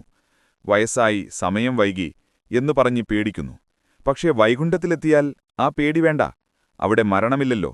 ഗജേന്ദ്രൻ മുതലയോട് യുദ്ധം ചെയ്ത് ജയിച്ച് കാലമില്ലാത്ത ലോകത്തെത്തി. അതാണ് യഥാർത്ഥ വിജയം. ഭഗവാൻ ഗജേന്ദ്രനെ തന്റെ പാർപ്പദ്ദൻ ആക്കി. ഇത് വലിയൊരു പദവിയാണ്. ഇന്ദ്രന് പോലും കിട്ടാത്ത പദവി. ഇന്ദ്രൻ സ്വർഗത്തിലെ രാജാവാണ്. എങ്കിലും പുണ്യം തീരുമ്പോൾ താഴെ വീഴും. പക്ഷേ വൈകുണ്ഠത്തിലെത്തിയവർ ഒരിക്കലും തിരിച്ചുവരില്ല. നസ പുനരാവർത്തതേ. അതൊരു വൺ വേ ടിക്കറ്റാണ്, ആനന്ദത്തിലേക്കുള്ള യാത്ര. ഗജേന്ദ്രന് കിട്ടിയ രൂപം മനുഷ്യന്റേതല്ല, ദേവന്റേതാണ്. പക്ഷേ ഭഗവാൻ അവന്റെ ആനരൂപത്തെയും സ്നേഹിച്ചിരുന്നു. അതുകൊണ്ടാണ് പല ക്ഷേത്രങ്ങളിലും ഗജേന്ദ്രനെ ആനയായി തന്നെ ചിത്രീകരിക്കുന്നത്. ഭക്തിയുണ്ടെങ്കിൽ രൂപം പ്രശ്നമല്ല. ഹനുമാൻ വാനരനാണ്, ജാംബവാൻ കരടിയാണ്, ഗരുഡൻ പക്ഷിയാണ്, ഗജേന്ദ്രൻ ആനയാണ്. പക്ഷേ ഇവർക്കെല്ലാം വൈകുണ്ഠത്തിൽ VIP പരിഗണനയാണ്. മനുഷ്യനായ ദുര്യോധനന് കിട്ടാത്ത സ്ഥാനം മൃഗങ്ങൾക്ക് കിട്ടി. കാരണം ഭക്തി. നമുക്കും വൈകുണ്ഠത്തിൽ പോകാൻ കൊതി തോന്നുന്നില്ലേ? ഈ ഭൂമിയിലെ കഷ്ടപ്പാടുകൾ, ചൂട്, പൊടി, രോഗങ്ങൾ, ഇതെല്ലാം മടുത്തു. ആ ശാന്തിയുടെ തീരത്തെത്താൻ മനസ്സ് വെമ്പുന്നു. ഗജേന്ദ്രൻ കാണിച്ചു തന്ന വഴിയിലൂടെ നടന്നാൽ നമുക്കും അവിടെയെത്താം. വഴി ലളിതമാണ്. ശരണാഗതി. ഭഗവാനെ, എന്നെ അങ്ങോട്ട് കൊണ്ടുപോകണേ എന്ന് പ്രാർത്ഥിക്കുക. വിസയോ പാസ്പോർട്ടോ വേണ്ട, ഭക്തി മാത്രം മതി. നിങ്ങൾ ഉറങ്ങാൻ കിടക്കുമ്പോൾ വൈകുണ്ഠത്തെക്കുറിച്ച് ധ്യാനിക്കുക. അനന്തമായ ഒരു പ്രകാശലോകം. അവിടെ ഭഗവാൻ വിഷ്ണു രത്നസിംഹാസനത്തിലിരിക്കുന്നു. ചുറ്റും ശാന്തി മാത്രം. നിങ്ങളും അവിടെ ഒരിടത്തിരിക്കുന്നു. ഭഗവാനെ നോക്കി പുഞ്ചിരിക്കുന്നു. ഭഗവാൻ തിരിച്ചു പുഞ്ചിരിക്കുന്നു. ഈ ചിന്തയോടെ ഉറങ്ങിയാൽ നിങ്ങളുടെ ഉറക്കം പോലും ഒരു ധ്യാനമാകും. ദുസ്വപ്നങ്ങൾ പടിവാതിൽക്കൽ നിന്ന് മടങ്ങും. ഗജേന്ദ്രൻ ഇപ്പോൾ അവിടെയുണ്ട്. നമ്മൾ ഈ കഥ പറയുമ്പോൾ അവൻ കേൾക്കുന്നുണ്ടാകും. അവൻ നമുക്കുവേണ്ടി ഭഗവാനോട് ശുപാർശ ചെയ്യും. ഭഗവാനെ, ഭൂമിയിലിരുന്ന് എന്റെ കഥ കേൾക്കുന്ന ആ ഭക്തനെ കൂടി ഇങ്ങോട്ട് കൊണ്ടുവരണേ എന്ന്. അതുകൊണ്ട് ധൈര്യമായിരിക്കൂ, നമുക്കും അവിടെ ഒരിടമുണ്ട്. ഗജേന്ദ്രമോക്ഷം എന്ന പുരാണകഥയെ നമുക്ക് ആധുനിക ജീവിതവുമായി ഒന്ന് ബന്ധിപ്പിച്ചു നോക്കാം. ഇത് വെറും പഴയ കഥയല്ല, ഇന്നത്തെ കാലത്ത് ഏറ്റവും പ്രസക്തമായ ഒരു ലൈഫ് മാനേജ്മെന്റ് പാഠമാണ്. നമ്മൾ ഓരോരുത്തരും കോർപ്പറേറ്റ് ലോകത്തോ ബിസിനസ്സിലോ കുടുംബജീവിതത്തിലോ പെട്ടുഴലുന്ന ഗജേന്ദ്രന്മാരാണ്. നമുക്ക് നോക്കാം എങ്ങനെയാണ് ഈ കഥ ഇന്നത്തെ ജീവിതത്തിന് വഴികാട്ടിയാകുന്നതെന്ന്. ആദ്യം, ഗജേന്ദ്രന്റെ അഹങ്കാരം. ഞാനാണ് വലിയവൻ, എനിക്കെല്ലാം നിയന്ത്രിക്കാൻ കഴിയുമെന്ന ചിന്ത. ഇന്ന് നമ്മൾ അതിനെ കൺട്രോൾ ഫ്രീക്ക് എന്ന് വിളിക്കും. എല്ലാം എന്റെ പ്ലാൻ അനുസരിച്ച് നടക്കണമെന്ന് വാശി പിടിക്കുന്നവർ. പക്ഷെ ജീവിതം എപ്പോഴും നമ്മുടെ പ്ലാൻ അനുസരിച്ചല്ല പോകുന്നത്. പെട്ടെന്നൊരു ലേ ഓഫ്, അല്ലെങ്കിൽ ഒരു മാർക്കറ്റ് ക്രാഷ്, അല്ലെങ്കിൽ ഒരു വൈറസ് മുതലയുടെ രൂപത്തിൽ വരുന്നു. അപ്പോൾ നമ്മുടെ കൺട്രോൾ പോകുന്നു. ഗജേന്ദ്രൻ പഠിപ്പിക്കുന്നത് ലെറ്റ് ഗോ എന്ന തത്വമാണ്. എല്ലാം നിയന്ത്രിക്കാൻ നോക്കാതെ ഒഴുക്കിനൊത്ത് നീന്തുക. രണ്ടാമത്, സ്ട്രെസ്. ഗജേന്ദ്രൻ മുതലയുമായി 1000 വർഷം യുദ്ധം ചെയ്തു. എന്തൊരു സ്ട്രെസ്സായിരിക്കും അത്. ഇന്ന് നമ്മളും ദിവസവും യുദ്ധം ചെയ്യുകയാണ്. ഡെഡ്ലൈനുകൾ, ടാർഗറ്റുകൾ, EMIകൾ, ഇതെല്ലാം മുതലകളാണ്. നമ്മൾ തളരുന്നു. ഇതിനുള്ള മരുന്ന് ഗജേന്ദ്രൻ കാണിച്ചു തന്നു: പ്രാർത്ഥന. എപ്പോൾ മനസ്സ് തളരുന്നുവോ അപ്പോൾ ഒന്ന് കണ്ണടച്ച് ഉള്ളിലെ ശക്തിയെ, അതായത് ദൈവത്തെ വിളിക്കുക. അത് വലിയൊരു റീചാർജിംഗ് ആണ്. മെഡിറ്റേഷൻ, മൈൻഡ്ഫുൾനെസ് എന്നൊക്കെ ഇന്ന് പറയുന്നതിന്റെ യഥാർത്ഥ രൂപം. മൂന്നാമത്, നെറ്റ്വർക്കിംഗ്. ഗജേന്ദ്രന് വലിയൊരു നെറ്റ്വർക്കുണ്ടായിരുന്നു, ആനക്കൂട്ടം. പക്ഷെ ക്രൈസിസ് വന്നപ്പോൾ ആ നെറ്റ്വർക്ക് ഫെയിലായി. ഇന്ന് നമ്മൾ ലിങ്ക്ഡിനിലും ഫേസ്ബുക്കിലും ആയിരക്കണക്കിന് കണക്ഷനുകൾ ഉണ്ടാക്കുന്നു. പക്ഷേ യഥാർത്ഥ ആപത്തിൽ സഹായിക്കാൻ എത്ര പേരുണ്ടാകും? യഥാർത്ഥ കണക്ഷൻ വേണ്ടത് ദൈവവുമായാണ്. ഡിവൈൻ വൈഫൈ എപ്പോഴും ഓണായിരിക്കണം. അതിന് റേഞ്ച് കുറയില്ല, പാസ്വേഡ് മറക്കില്ല. നാലാമത്, അർപ്പണബോധം. ഗജേന്ദ്രൻ വേദനയിലും പൂ കൈവിട്ടില്ല. ഇന്ന് നമ്മൾ ചെറിയൊരു തലവേദന വന്നാൽ ജോലി ലീവാക്കും, പ്രാർത്ഥന മുടക്കും. ഗജേന്ദ്രൻ പഠിപ്പിക്കുന്നത് ഷോ മസ്റ്റ് ഗോ ഓൺ എന്നല്ല, ഡിവോഷൻ മസ്റ്റ് ഗോ ഓൺ എന്നാണ്. എന്തു നടന്നാലും നമ്മുടെ മൂല്യങ്ങൾ, അതായത് വാല്യൂസ്, കൈവിടരുത്. സത്യസന്ധത, സ്നേഹം, കരുണ, ഇതൊന്നും സാഹചര്യങ്ങൾക്കനുസരിച്ച് മാറ്റാനുള്ളതല്ല. അഞ്ചാമത്, പ്രതീക്ഷ. അവസാന നിമിഷം വരെ ഗജേന്ദ്രൻ പ്രതീക്ഷ കൈവിട്ടില്ല. മുതല കഴുത്തോളം വെള്ളത്തിൽ താഴ്ത്തിയിട്ടും അവൻ മുകളിലേക്ക് നോക്കി. ഇന്ന് പലരും ചെറിയ പരാജയങ്ങളിൽ തകർന്ന് ആത്മഹത്യയെക്കുറിച്ച് ചിന്തിക്കുന്നു, ഡിപ്രഷനിലേക്ക് പോകുന്നു.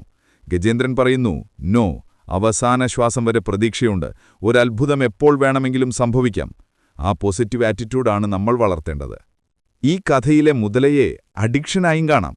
മദ്യപാനം, മയക്കുമരുന്ന്, സോഷ്യൽ മീഡിയ, ഇതെല്ലാം നമ്മളെ കടിച്ചുപിടിച്ചിരിക്കുന്ന മുതലകളാണ്. നമ്മൾ രക്ഷപ്പെടാൻ നോക്കും തോറും അത് മുറുക്കുന്നു. ഇതിൽ നിന്ന് രക്ഷപ്പെടാൻ സ്വന്തം ശക്തി പോരാ, ഒരു ഹയർ പവർ വേണം. ആൽക്കഹോളിക്സ് അനോണിമസ് പോലുള്ള സംഘടനകൾ പറയുന്നത് ദൈവത്തിൽ വിശ്വസിക്കുക എന്നാണ്. ഗജേന്ദ്രമോക്ഷം അഡിക്ഷനിൽ നിന്നുള്ള മോചനത്തിന്റെ വഴികാട്ടിയാണ്. ഇനി മുതൽ ഓഫീസിൽ ബോസ് വഴക്കു പറയുമ്പോൾ, അല്ലെങ്കിൽ ബിസിനസ്സിൽ നഷ്ടം വരുമ്പോൾ ഗജേന്ദ്രനെ ഓർക്കുക: ഇതൊരു മുതലയാണ്, ഞാൻ പൊരുതും, പക്ഷേ എന്റെ മനസ്സ് ഞാൻ ഭഗവാന് കൊടുക്കും. ഇങ്ങനെ ചിന്തിച്ചാൽ ടെൻഷൻ കുറയും, BP കുറയും, ജീവിതം കൂടുതൽ ആസ്വാദികരമാകും. ഗജേന്ദ്രൻ ഒരു ആനയല്ല, അത് നിങ്ങളാണ്, ഞാനാണ്. നമുക്ക് ഗജേന്ദ്രസ്തുതി ഒരു സക്സസ് മന്ത്രമായി മാറ്റാം. രാവിലെ എഴുന്നേൽക്കുമ്പോൾ ഓം നമോ ഭഗവതേ എന്ന് ചൊല്ലുക. അത് ദിവസത്തിനൊരു പോസിറ്റീവ് വൈബ് നൽകും. രാത്രി കിടക്കുമ്പോൾ നന്ദി പറയുക, ഗജേന്ദ്രൻ ചെയ്തതുപോലെ. ഇത് നമ്മുടെ സബ്കോൺഷ്യസ് മൈൻഡിനെ ശക്തിപ്പെടുത്തും. നമ്മൾ അറിയാതെ തന്നെ വിജയത്തിലേക്ക് നയിക്കപ്പെടും. ഗജേന്ദ്രമോക്ഷം കഥ കർമ്മസിദ്ധാന്തത്തിന്റെ ഒരു മികച്ച ഉദാഹരണമാണ്. നമ്മൾ ചെയ്യുന്ന ഓരോ പ്രവൃത്തിക്കും ഒരു ഫലമുണ്ട്. അത് നല്ലതായാലും ചീത്തയായാലും. ന്യൂട്ടന്റെ 3ാം നിയമം പോലെ every action has an equal and opposite reaction. ഇന്ദ്രദ്യുമ്നന്റെയും ഹൂഹൂവിന്റെയും കഥകൾ ഇതിനെ വ്യക്തമാക്കുന്നു. ഇന്ദ്രദ്യുമ്നൻ രാജാവായിരുന്നപ്പോൾ അഗസ്ത്യമുനിയെ അവഗണിച്ചു. അതൊരു ചെറിയ തെറ്റായിരുന്നു. മനഃപൂർവ്വം ചെയ്തതല്ല. പക്ഷെ കർമ്മഫലം കിട്ടി. ആനയായി ജനിക്കേണ്ടി വന്നു. ഇതിൽ നിന്ന് നമ്മൾ പഠിക്കേണ്ടത് അശ്രദ്ധ പോലും കർമ്മദോഷമുണ്ടാക്കും എന്നാണ്. നമ്മൾ അറിയാതെ ചെയ്യുന്ന തെറ്റുകൾക്കും കണക്ക് പറയേണ്ടിവരും. അതുകൊണ്ട് ഓരോ നിമിഷവും ജാഗ്രതയോടെ ജീവിക്കണം. ആരെയും വേദനിപ്പിക്കരുത്, ആരെയും അവഗണിക്കരുത്. ഹൂഹു ഗന്ധർവന്റെ കാര്യം നോക്കൂ. അവൻ തമാശയ്ക്ക് മുനിയുടെ കാലിൽ പിടിച്ചു. ഫലം മുതലയായി മാറേണ്ടി വന്നു. നമ്മൾ പലപ്പോഴും തമാശയ്ക്ക് മറ്റുള്ളവരെ കളിയാക്കാറുണ്ട്, പ്രാങ്ക്. സോഷ്യൽ മീഡിയയിൽ കമന്റ് ഇടാറുണ്ട്. പക്ഷെ അത് മറ്റൊരാളുടെ മനസ്സ് വേദനിപ്പിച്ചാൽ അതിന്റെ കർമ്മഫലം നമ്മളെ തേടിവരും. വാക്ക് അമ്പുപോലെയാണ്. വിട്ടാൽ തിരിച്ചെടുക്കാൻ കഴിയില്ല. ഹൂഹൂവിന്റെ കഥ നമ്മളെ ഓർമ്മിപ്പിക്കുന്നത് വാക്കുകളിലും പ്രവൃത്തികളിലും സൂക്ഷ്മത പാലിക്കാനാണ്. എന്നാൽ കർമ്മത്തിനൊരു മറുവശമുണ്ട്. ഗജേന്ദ്രൻ ആനയായി ജനിച്ചെങ്കിലും പൂർവ്വജന്മത്തിൽ ചെയ്ത പുണ്യകർമ്മങ്ങൾ, വിഷ്ണുഭക്തി അവനെ രക്ഷിച്ചു. ഇതാണ് സഞ്ചിത കർമ്മം. നമ്മൾ ചെയ്യുന്ന നല്ല കാര്യങ്ങൾ ഒരിടത്തും പോകുന്നില്ല. അതൊരു ബാങ്ക് ഡെപ്പോസിറ്റ് പോലെ കിടക്കും. ആപത്തുകാലത്ത് അത് പലിശ സഹിതം തിരിച്ചു കിട്ടും. ഗജേന്ദ്രന് കിട്ടിയത് ആ പലിശയാണ്, ഭഗവാന്റെ ദർശനം. കർമ്മം ഒരു ചങ്ങലയാണ്. അത് നമ്മളെ ജനനമരണങ്ങളിൽ ബന്ധിക്കുന്നു. നല്ല കർമ്മം സ്വർണ്ണച്ചങ്ങലയും ചീത്ത കർമ്മം ഇരുമ്പ് ചങ്ങലയുമാണ്. രണ്ടും ബന്ധനമാണ്. ഗജേന്ദ്രൻ ആഗ്രഹിച്ചത് ചങ്ങല പൊട്ടിക്കാനാണ്. ഭഗവാൻ സുദർശനചക്രം കൊണ്ട് മുതലയെ അഥവാ കർമ്മത്തെ വെട്ടിമാറ്റി. അതോടെ കർമ്മബന്ധം അറ്റുപോയി. ഇതാണ് മോക്ഷം. കർമ്മഫലം അനുഭവിക്കാതെ അതിനെ ദൈവകാരുണ്യം കൊണ്ട് ഇല്ലാതാക്കുക. നമ്മളിപ്പോഴനുഭവിക്കുന്ന സുഖവും ദുഃഖവും പഴയ കർമ്മങ്ങളുടെ ഫലമാണ്, പ്രാരബ്ധകർമ്മം. ഗജേന്ദ്രൻ ആനയായത് പ്രാരബ്ധമാണ്. മുതല കടിച്ചതും പ്രാരബ്ധം. അതിനെ മാറ്റാൻ കഴിയില്ല. പക്ഷെ നമുക്ക് പുതിയ കർമ്മങ്ങൾ അഥവാ ആഗാമി കർമ്മങ്ങൾ നന്നാക്കാം. ഗജേന്ദ്രൻ മുതല കടിച്ചപ്പോൾ അത് പഴയ കർമ്മമാണ്. ഭഗവാനെ വിളിച്ചത് പുതിയ കർമ്മമാണ്. ആ പുതിയ കർമ്മം അവന്റെ ഭാവിയെ മാറ്റിമറിച്ചു. ഇന്ന് രാത്രി കിടക്കുമ്പോൾ നമുക്കൊരു കർമ്മശുദ്ധീകരണം നടത്താം. ഭഗവാനെ, ഇന്ന് ഞാൻ അറിഞ്ഞോ അറിയാതെയോ ആരെയെങ്കിലും വേദനിപ്പിച്ചിട്ടുണ്ടെങ്കിൽ ക്ഷമിക്കണം. എന്റെ എല്ലാ കർമ്മങ്ങളും ഞാൻ നിനക്ക് സമർപ്പിക്കുന്നു. ഇങ്ങനെ പ്രാർത്ഥിച്ചാൽ ആ ദിവസത്തെ കർമ്മഫലങ്ങൾ നമ്മളെ ബാധിക്കില്ല. നമ്മൾ ഫ്രീയാവും, ഭാരം കുറയും. കർമ്മത്തെ ഭയപ്പെടേണ്ട. അതിനെ മാനേജ് ചെയ്യാൻ പഠിച്ചാൽ മതി. നല്ലത് ചെയ്യുക, നല്ലത് ചിന്തിക്കുക. ചീത്ത ചിന്തകൾ വന്നാൽ ഉടനെ നാരായണ എന്ന് വിളിച്ച് അതിനെ ഡിലീറ്റ് ചെയ്യുക. കമ്പ്യൂട്ടറിൽ വൈറസ് വരുമ്പോൾ ആന്റിവൈറസ് ഇടുന്നതുപോലെ ഭഗവൽ നാമമാണ് ഏറ്റവും വലിയ ആന്റിവൈറസ്. അത് കർമ്മങ്ങളെ കരിച്ചുകറിയും. ഗജേന്ദ്രന് മുതലയിൽ നിന്ന് മോചനം കിട്ടിയതുപോലെ നമുക്കും നമ്മുടെ പഴയ പാപങ്ങളിൽ നിന്ന് മോചനം കിട്ടും. ഭഗവാൻ പറഞ്ഞിട്ടുണ്ട്, അഹം ത്വാ സർവപാപേഭ്യോ മോക്ഷയിഷ്യാമി. ഞാൻ നിന്നെ എല്ലാ പാപങ്ങളിൽ നിന്നും മോചിപ്പിക്കാം. ആ ഗ്യാരണ്ടിയിൽ വിശ്വസിക്കുക. ഗജേന്ദ്രനെ വിശ്വസിച്ച ഭഗവാൻ നമ്മളെയും കൈവിടില്ല. ധൈര്യമായി മുന്നോട്ടു പോകൂ. നമ്മുടെ ജീവിതത്തിലെ മുതലകൾ യഥാർത്ഥത്തിൽ നമ്മുടെ പഴയ കണക്കുകൾ തീർക്കാൻ വന്നവരാണ്.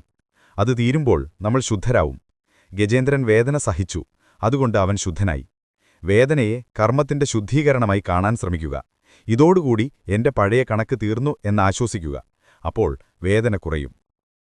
ഗജേന്ദ്രമോക്ഷം കഥയുടെ ആത്മാവ് എന്നത് ഭക്തിയാണ്. 9 തരം ഭക്തി, നവവിധ ഭക്തി ഉണ്ടെന്നാണ് പ്രഹ്ലാദൻ പറയുന്നത്. ശ്രവണം, കീർത്തനം, സ്മരണം, പാദസേവനം, അർച്ചനം, വന്ദനം, ദാസ്യം, സഖ്യം, ആത്മനിവേദനം. ഇതിൽ ഗജേന്ദ്രൻ ചെയ്തതേതാണ്? അവസാനം പറഞ്ഞ ആത്മനിവേദനം അഥവാ ടോട്ടൽ സറണ്ടർ, തന്നെ ഭഗവാന് കൊടുക്കുക. അതായത് ഭഗവാന് സമർപ്പിക്കുക. ഭക്തി പലതരത്തിലുണ്ട്. ആർത്തഭക്തി, സങ്കടം വരുമ്പോൾ വിളിക്കുന്നത്. ദ്രൗപദി. ജിജ്ഞാസുഭക്തി, ദൈവത്തെ അറിയാൻ വേണ്ടി വിളിക്കുന്നത്. ഉദ്ധവർ. അർത്ഥാർത്ഥിഭക്തി, പണം അല്ലെങ്കിൽ കാര്യസാധ്യത്തിനു വേണ്ടി വിളിക്കുന്നത്. ധ്രുവൻ. ജ്ഞാനിഭക്തി, ഒന്നും പ്രതീക്ഷിക്കാതെ സ്നേഹിക്കുന്നത്. പ്രഹ്ലാദൻ. ഗജേന്ദ്രൻ തുടങ്ങിയത് ആർത്തഭക്തിയിലാണ്. വേദന കൊണ്ട് വിളിച്ചു. പക്ഷെ അവസാനമായപ്പോഴേക്കും അത് ജ്ഞാനീഭക്തിയായി മാറി. പൂ നൽകി മോക്ഷം ചോദിച്ചു. നമ്മളും ഇങ്ങനെ വളരണം. സങ്കടത്തിന് വിളിച്ചു തുടങ്ങാം, പക്ഷേ അവസാനം സ്നേഹത്തിലെത്തണം. ഗജേന്ദ്രൻ ആനയാണ്.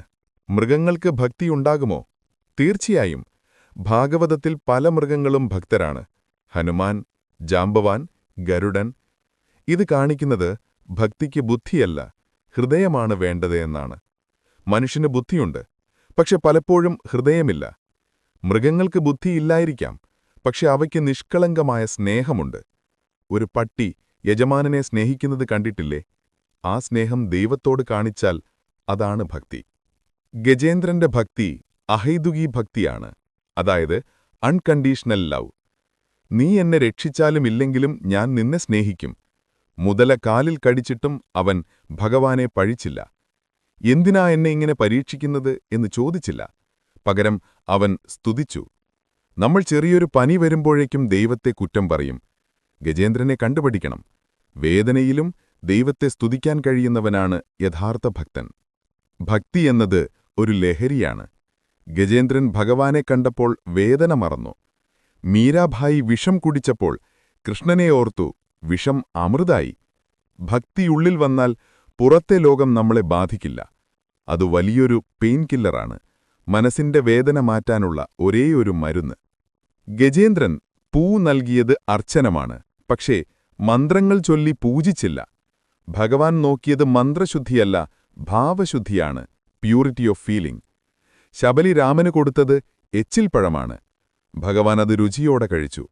വിതുരർ കൃഷ്ണന് കൊടുത്തത് പഴത്തൊലിയാണ്. ഭഗവാൻ അത് കഴിച്ചു. ഭക്തിയുണ്ടെങ്കിൽ എന്തും ഭഗവാൻ സ്വീകരിക്കും. പച്ചവെള്ളം കൊടുത്താലും മതി. പത്രം, പുഷ്പം, ഫലം, തോയം. ഗജേന്ദ്രൻ തടാകത്തിലെ വെള്ളവും താമരപ്പൂവും കൊടുത്തു. ഭഗവാൻ തൃപ്തനായി. നമ്മുടെ ഭക്തി പലപ്പോഴും സീസണലാണ്. ശബരിമല സീസണിൽ ഭക്തി കൂടും, അല്ലെങ്കിൽ പരീക്ഷ വരുമ്പോൾ ഭക്തി കൂടും. ഗജേന്ദ്രന്റെ ഭക്തി അങ്ങനെയല്ല, അത് നിത്യമാണ്. ആപത്തുകാലത്ത് അത് ഉണർന്നു എന്ന് മാത്രം. ഉള്ളിൽ എപ്പോഴും ഒരു കനൽ പോലെ അത് കിടപ്പുണ്ടായിരുന്നു. കാറ്റ് വീശിയപ്പോൾ, അതായത് മുതല വന്നപ്പോൾ, അത് ആളിക്കത്തി. നമ്മളും ഭക്തിയെ ഒരു ശീലമാക്കണം. പല്ല് തേക്കുന്നതുപോലെ, കുളിക്കുന്നതുപോലെ ദിവസവും ഭഗവാനെ ഓർക്കണം. ഭക്തിയുടെ ഏറ്റവും വലിയ ശത്രു അഹങ്കാരമാണ്. ഞാനുള്ളിടത്ത് ഭക്തിയില്ല.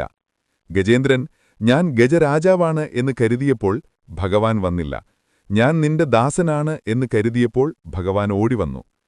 നമ്മളൊരു ഗ്ലാസ് വെള്ളമൊഴിക്കാർ നോക്കുമ്പോൾ ഗ്ലാസ് കാലിയായിരിക്കണം. നിറഞ്ഞ ഗ്ലാസിൽ വെള്ളമൊഴിക്കാൻ പറ്റില്ല. നമ്മുടെ മനസ്സ് അഹങ്കാരം കൊണ്ട് നിറഞ്ഞിരിക്കുകയാണ്. അത് കാലിയാക്കിയാലേ ഭഗവാന്റെ കാരുണ്യം നിറയ്ക്കാൻ പറ്റൂ. ഇന്നു രാത്രി കിടക്കുമ്പോൾ ഒരു ചെറിയ ഭക്തിയോഗം ചെയ്യാം.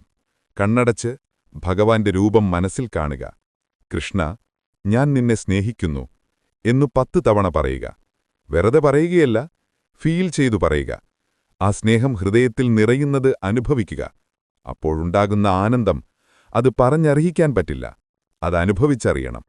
ഗജേന്ദ്രന്റെ കഥ ഭക്തിയുടെ വിജയമാണ്. ശക്തിയുടെ തോൽവിയും ഭക്തിയുടെ വിജയവും. ഭഗവാൻ വിഷ്ണു ചക്രമെടുത്തത് ഗജേന്ദ്രന്റെ ശക്തി കണ്ടിട്ടല്ല, അവന്റെ കണ്ണീർ കണ്ടിട്ടാണ്. ഭഗവാനെ തോൽപ്പിക്കാൻ ഭക്തിക്ക് മാത്രമേ കഴിയൂ. ഭക്തന്റെ മുന്നിൽ ഭഗവാൻ തോറ്റുകൊടുക്കും. അതാണ് ഭഗവാന്റെ ലീല. ഗജേന്ദ്രമോക്ഷം കഥയിൽ ഭഗവാൻ വിഷ്ണു വരുന്നത് ഗരുഡന്റെ പുറത്താണ്. ഗരുഡൻ ആരാണ്? വെറുമൊരു പക്ഷി മാത്രമാണോ? അല്ല. ഗരുഡൻ വേദങ്ങളുടെ പ്രതീകമാണ്. വേദാത്മാവ് എന്നാണ് ഗരുഡനെ വിളിക്കുന്നത്. ഗരുഡന്റെ ചിറകടി ശബ്ദം സാമവേദമന്ത്രങ്ങളാണ്. ഭഗവാൻ ഗരുഡനിലേറി വരുന്നു എന്ന് പറഞ്ഞാൽ ഭഗവാൻ അറിവിന്റെ അഥവാ നോളേജിന്റെ പുറത്തുവരുന്നു എന്നാണർത്ഥം. ഇന്ദ്രദ്യുമ്നൻ അജ്ഞത കാരണമാണ് ആനയായത്. അവനെ രക്ഷിക്കാൻ ഭഗവാൻ അറിവിനെ, ഗരുഡനെ കൊണ്ടുവന്നു. ഇരുട്ടിനെ മാറ്റാൻ വെളിച്ചം വേണമല്ലോ. ഗരുഡൻ വരുമ്പോൾ പാമ്പുകൾ ഓടിപ്പോകും. മുതലയും ഒരു ഉരകമാണ്. ഗരുഡന്റെ സാന്നിധ്യം തന്നെ മുതലയെ ഭയപ്പെടുത്തി. നമ്മുടെ മനസ്സിലെ അജ്ഞതയാകുന്ന പാമ്പുകളെ ഓടിക്കാൻ ജ്ഞാനമാകുന്ന ഗരുഡൻ വരണം. ഭഗവാൻ ഗരുഡന്റെ പുറത്ത് കയറിയപ്പോഴുണ്ടായ വേഗതയെക്കുറിച്ച് പുരാണങ്ങളിൽ പറയുന്നുണ്ട്. മനസ്സിനേക്കാൾ വേഗത്തിൽ. ഭഗവാൻ വിചാരിച്ച നിമിഷം അവിടെ എത്തി. ഗരുഡൻ ഭഗവാന്റെ ഇച്ഛയ്ക്കൊത്തു പറക്കുന്നവനാണ്. ഭക്തന്റെ വിളി കേട്ടാൽ ഭഗവാന് പിന്നെ നിൽക്കാൻ കഴിയില്ല. ആ തിടുക്കത്തിന് കൂട്ടുനിൽക്കുന്നവനാണ് ഗരുഡൻ. നമ്മുടെ പ്രാർത്ഥന ഭഗവാനിലെത്തുന്ന വേഗതയേക്കാൾ വേഗത്തിൽ ഭഗവാൻ ഇങ്ങോട്ടു വരുന്നുണ്ട്. ഗരുഡൻ വിഷ്ണുവിന്റെ വാഹനമാണ്. എന്നാൽ വിഷ്ണുവിന്റെ കൊടിയിലും ഗരുഡനുണ്ട്. ഗരുഡധ്വജൻ എന്ന് ഭഗവാനെ വിളിക്കുന്നു. ഭഗവാൻ തന്റെ ഭക്തനെ അഥവാ ഗരുഡനെ തലയിൽ വെച്ചു നടക്കുന്നു എന്നർത്ഥം. ഭഗവാൻ ഭക്തദാസനാണ്. ഗജേന്ദ്രനെ രക്ഷിക്കാൻ വന്നപ്പോൾ ഭഗവാൻ ഗരുഡനെ ബുദ്ധിമുട്ടിച്ചതിൽ ക്ഷമ ചോദിച്ചിട്ടുണ്ടാകാം. അതാണ് ഭഗവാന്റെ വിനയം.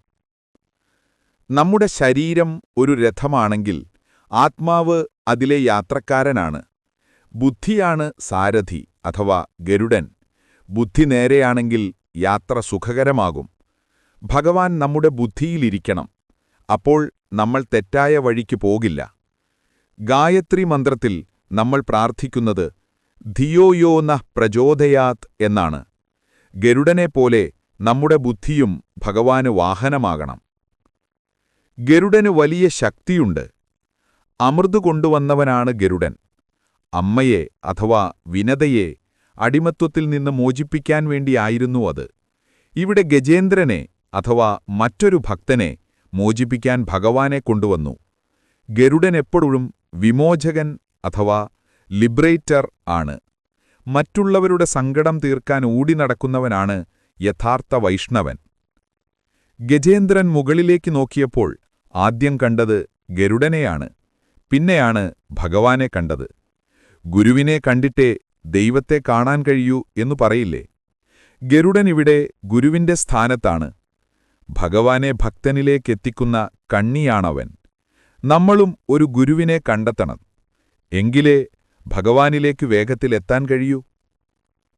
ഗരുഡന്റെ ചിറകുകൾക്ക് സ്വർണ്ണ നിറമാണ് അഥവാ സുപർണൻ. അത് ജ്ഞാനത്തിന്റെ തിളക്കമാണ്. ഗജേന്ദ്രൻ ആ ചിറകുകൾ കണ്ടപ്പോൾ തന്നെ അവന്റെ മോഹം അഥവാ ഡെലൂഷൻ നീങ്ങി. അറിവ് വരുമ്പോൾ മോഹം പോകും. മുതലയുടെ പിടി അഴഞ്ഞത് ഗരുഡന്റെ നിഴൽ വീണപ്പോൾ കൂടിയാകാം. സത്സംഗം അഥവാ നല്ല കൂട്ടുകെട്ട് കിട്ടിയാൽ പാപങ്ങൾ ഓടിപ്പോകും. ഇന്നു രാത്രി ഉറങ്ങുമ്പോൾ ഗരുഡനെ ധ്യാനിക്കാം. വലിയ ചിറകുകളുള്ള സ്വർണ്ണനിറമുള്ള ശക്തനായ പക്ഷി. അതിന്റെ പുറത്ത് നീലനിറമുള്ള ഭഗവാനിരിക്കുന്നു. ഗരുഡൻ നമ്മുടെ അടുത്തേക്ക് പറന്നുവരുന്നു. ആ ചിറകടി ശബ്ദം അഥവാ വേദമന്ത്രങ്ങൾ കേൾക്കുന്നു. ഈ ദൃശ്യം മനസ്സിനു വലിയ ധൈര്യം തരും. പേടി സ്വപ്നങ്ങൾ വരില്ല. പാമ്പുകളോ ഇഴജന്തുക്കളോ സ്വപ്നത്തിൽ വന്ന് പേടിപ്പിക്കില്ല. നമ്മൾ യാത്ര പോകുമ്പോൾ ഗരുഡനെ പ്രാർത്ഥിക്കുന്നത് നല്ലതാണ്. ഗരുഡധ്വജായ നമഃ. അത് യാത്രയിലെ തടസ്സങ്ങൾ മാറ്റും. ഗജേന്ദ്രന്റെ യാത്ര അഥവാ മരണത്തിലേക്കുള്ള യാത്ര തടസ്സപ്പെട്ടപ്പോൾ ഗരുഡൻ വന്ന് വഴി തുറന്നുകൊടുത്തു. നമ്മുടെ ജീവിതയാത്രയിലും ഗരുഡൻ വഴികാട്ടിയാകട്ടെ. ഗജേന്ദ്രൻ രക്ഷപ്പെട്ടത് ഭഗവാന്റെ പേര് വിളിച്ചതുകൊണ്ടാണ്. നാരായണ, അഖിലഗുരു എന്ന്. കലിയുഗത്തിൽ മോക്ഷത്തിനുള്ള എളുപ്പവഴി നാമജപമാണെന്ന് ശാസ്ത്രങ്ങൾ പറയുന്നു. ത്രേതായുഗത്തിൽ യാഗം ചെയ്യണമായിരുന്നു. ദ്വാപരയുഗത്തിൽ പൂജ ചെയ്യണമായിരുന്നു. എന്നാൽ കലിയുഗത്തിൽ ഹരിനാമകീർത്തനം മാത്രം മതി. ഗജേന്ദ്രൻ ഇത് തെളിയിച്ചു. അജാമളന്റെ കഥയും ഇതിനുദാഹരണമാണ്. മരിക്കാൻ കിടക്കുമ്പോൾ മകനെ നാരായണ എന്ന് വിളിച്ചു. അത് മകന്റെ പേരായിരുന്നു. എന്നിട്ടും ഭഗവാൻ വിഷ്ണുദൂതന്മാരെ അയച്ചു. എന്റെ പേര് വിളിച്ചില്ലേ, അത് മതി എന്ന് ഭഗവാൻ പറഞ്ഞു. ഗജേന്ദ്രൻ വിളിച്ചത് അറിഞ്ഞുകൊണ്ടാണ്. അപ്പോൾ അതിന്റെ ഫലം എത്ര വലുതായിരിക്കും. നാമത്തിന് നാമിയേക്കാൾ ശക്തിയുണ്ടെന്ന് പറയും. ഹനുമാൻ രാമനാമം കൊണ്ട് കടൽ ചാടി. രാമൻ പാലം കെട്ടിയിട്ടാണ് കടന്നത്. ഗജേന്ദ്രൻ വിളിച്ചത് ഉറക്കെയാണ്, ആർത്തനാദം. ചിലർ ചോദിക്കും, മനസ്സിൽ വിളിച്ചാൽ പോരെ എന്ന്. ഉറക്കെ വിളിക്കുമ്പോൾ അത് നമ്മുടെ ചെവിയിൽ വീഴും, ശരീരത്തെ വിറപ്പിക്കും, ചുറ്റുമുള്ള പ്രകൃതിയെ ശുദ്ധീകരിക്കും. ദ്രൗപദിയും ഉറക്കെയാണ് വിളിച്ചത്. ആപത്തിൽപ്പെടുമ്പോൾ നമ്മൾ സ്വാഭാവികമായി ഉറക്കെ വിളിക്കും. അമ്മേ എന്ന് വിളിക്കുന്നതുപോലെ നാരായണ എന്ന് വിളിക്കാൻ ശീലിക്കണം. പക്ഷെ വെറുതെ വിളിച്ചാൽ പോരാ, വിളിക്കേണ്ട സമയത്ത് വിളിക്കണം. ഗജേന്ദ്രൻ മുതല പിടിച്ചപ്പോൾ ആദ്യം വിളിച്ചില്ല, സ്വന്തം ശക്തി നോക്കി, തോറ്റപ്പോൾ വിളിച്ചു. നമ്മൾ നേരത്തെ വിളിച്ചാൽ അത്രയും നല്ലത്. ആപതി കിം കരണീയം സ്മരണീയം ച ചരണയുഗളം അമ്പായാഹ. ആപത്തിൽ എന്തു ചെയ്യണം? അമ്മയുടെ കാൽപാദങ്ങൾ ഓർക്കണം. ഗജേന്ദ്രൻ വൈകിയെങ്കിലും വിളിച്ചു. Better late than never. ഭഗവാന്റെ പേരിന് ഒരു വൈബ്രേഷനുണ്ട്. അത് നെഗറ്റീവ് എനർജിയെ മാറ്റും. ഗജേന്ദ്രൻ നാമം ചൊല്ലിയപ്പോൾ തടാകത്തിലെ ഭീകരാന്തരീക്ഷം മാറി. അവിടെ ശാന്തി വന്നു. മുതലയുടെ പിടി അഴഞ്ഞു. നമ്മുടെ വീട്ടിലും പ്രശ്നങ്ങൾ വരുമ്പോൾ നാമജപം നടത്തണം. ഓം നമോ നാരായണായ. അത് വീടിന്റെ അന്തരീക്ഷം മാറ്റും. വഴക്കുകൾ കുറയും, രോഗങ്ങൾ മാറും. നാമജപം ഒരു അഗ്നിയാണ്. അത് പാപങ്ങളെ കത്തിച്ചു കളയും. ഗജേന്ദ്രന്റെ പൂർവജന്മ പാപങ്ങൾ നാമജപത്തീയിൽ വെന്തുപോയി. പഞ്ഞിമലയിൽ തീപ്പൊരി വീണാൽ എല്ലാം കത്തും, അതുപോലെ എത്ര വലിയ പാപിയും നാമം ചൊല്ലിയാൽ ശുദ്ധനാകും. വാൽമീകി മരാമര എന്നു ചൊല്ലി ഋഷിയായി. ഗജേന്ദ്രൻ മൃഗമായിട്ടും നാമം അവനെ ദേവനാക്കി. ഇന്ന് പലർക്കും നാമം ചൊല്ലാൻ മടിയാണ്, സമയമില്ല, നാണംകേടാണ് എന്നൊക്കെ പറയും. ഗജേന്ദ്രന് നാണംകേട് തോന്നിയില്ല. മൃഗങ്ങൾക്കില്ലാത്ത നാണം മനുഷ്യനെന്തിനാണ്? ഓഫീസിലോ ബസ്സിലോ ഇരുന്നു നാമം ചൊല്ലാം. ആരും കേൾക്കണമെന്നില്ല, ചുണ്ടനക്കിയാൽ മതി, അല്ലെങ്കിൽ മനസ്സിൽ ചൊല്ലാം. ഗജേന്ദ്രൻ പഠിപ്പിക്കുന്നത് ഇതാണ്: നിന്റെ രക്ഷ നിന്റെ നാവിൽ തന്നെയാണ്. ഗജേന്ദ്രൻ ആദിമൂലമേ എന്ന് വിളിച്ചു. ഭഗവാന്റെ എല്ലാ നാമങ്ങളും ശക്തിയുള്ളതാണ്. വിഷ്ണു സഹസ്രനാമത്തിൽ 1000 പേരുകളുണ്ട്. അതിലേത് വിളിച്ചാലും മതി. നിങ്ങൾക്കിഷ്ടപ്പെട്ട പേര് വിളിക്കുക. കൃഷ്ണ, രാമ, ശിവ, ദേവി എല്ലാം ഒന്നിലേക്ക് തന്നെയാണ് എത്തുന്നത്. അഡ്രസ്സ് തെറ്റില്ല, കൊറിയർ കൃത്യമായി എത്തും. നമുക്കൊരു ശീലമുണ്ടാക്കാം. ഓരോ ഗ്ലാസ് വെള്ളം കുടിക്കുമ്പോഴും ഒരു തവണ ഭഗവാന്റെ പേര് പറയുക. ഭക്ഷണം കഴിക്കുമ്പോൾ പറയുക, വീട് പൂട്ടുമ്പോൾ പറയുക. ഇത് നമ്മുടെ ജീവിതത്തെ ഒരു യജ്ഞമാക്കി മാറ്റും. ഗജേന്ദ്രൻ വെള്ളം കുടിക്കാൻ പോയതാണ്, പക്ഷേ നാമം ചൊല്ലി മോക്ഷം നേടി. നമ്മളും സാധാരണ കാര്യങ്ങൾ ചെയ്യുമ്പോൾ നാമം ചേർത്താൽ അത് പുണ്യകർമ്മമാകും. അവസാന ശ്വാസത്തിൽ ഭഗവാനെ വിളിക്കാൻ കഴിയുക എന്നത് വലിയ ഭാഗ്യമാണ്. അതിനിപ്പോൾ മുതലേ പ്രാക്ടീസ് വേണം. ഗജേന്ദ്രൻ പണ്ട് തപസ്സു ചെയ്തതുകൊണ്ടാണ് ആ സമയത്ത് നാമം വന്നത്. നമ്മളിപ്പോൾ TV സീരിയലിന്റെ കാര്യം പറഞ്ഞിരുന്നാൽ മരിക്കുമ്പോഴും അതാണ് ഓർമ്മ വരിക. നാമം ശീലിച്ചാൽ മരിക്കുമ്പോൾ നാവ് താനേ നാരായണ എന്ന് പറയും. അതാണ് ഗ്യാരണ്ടി.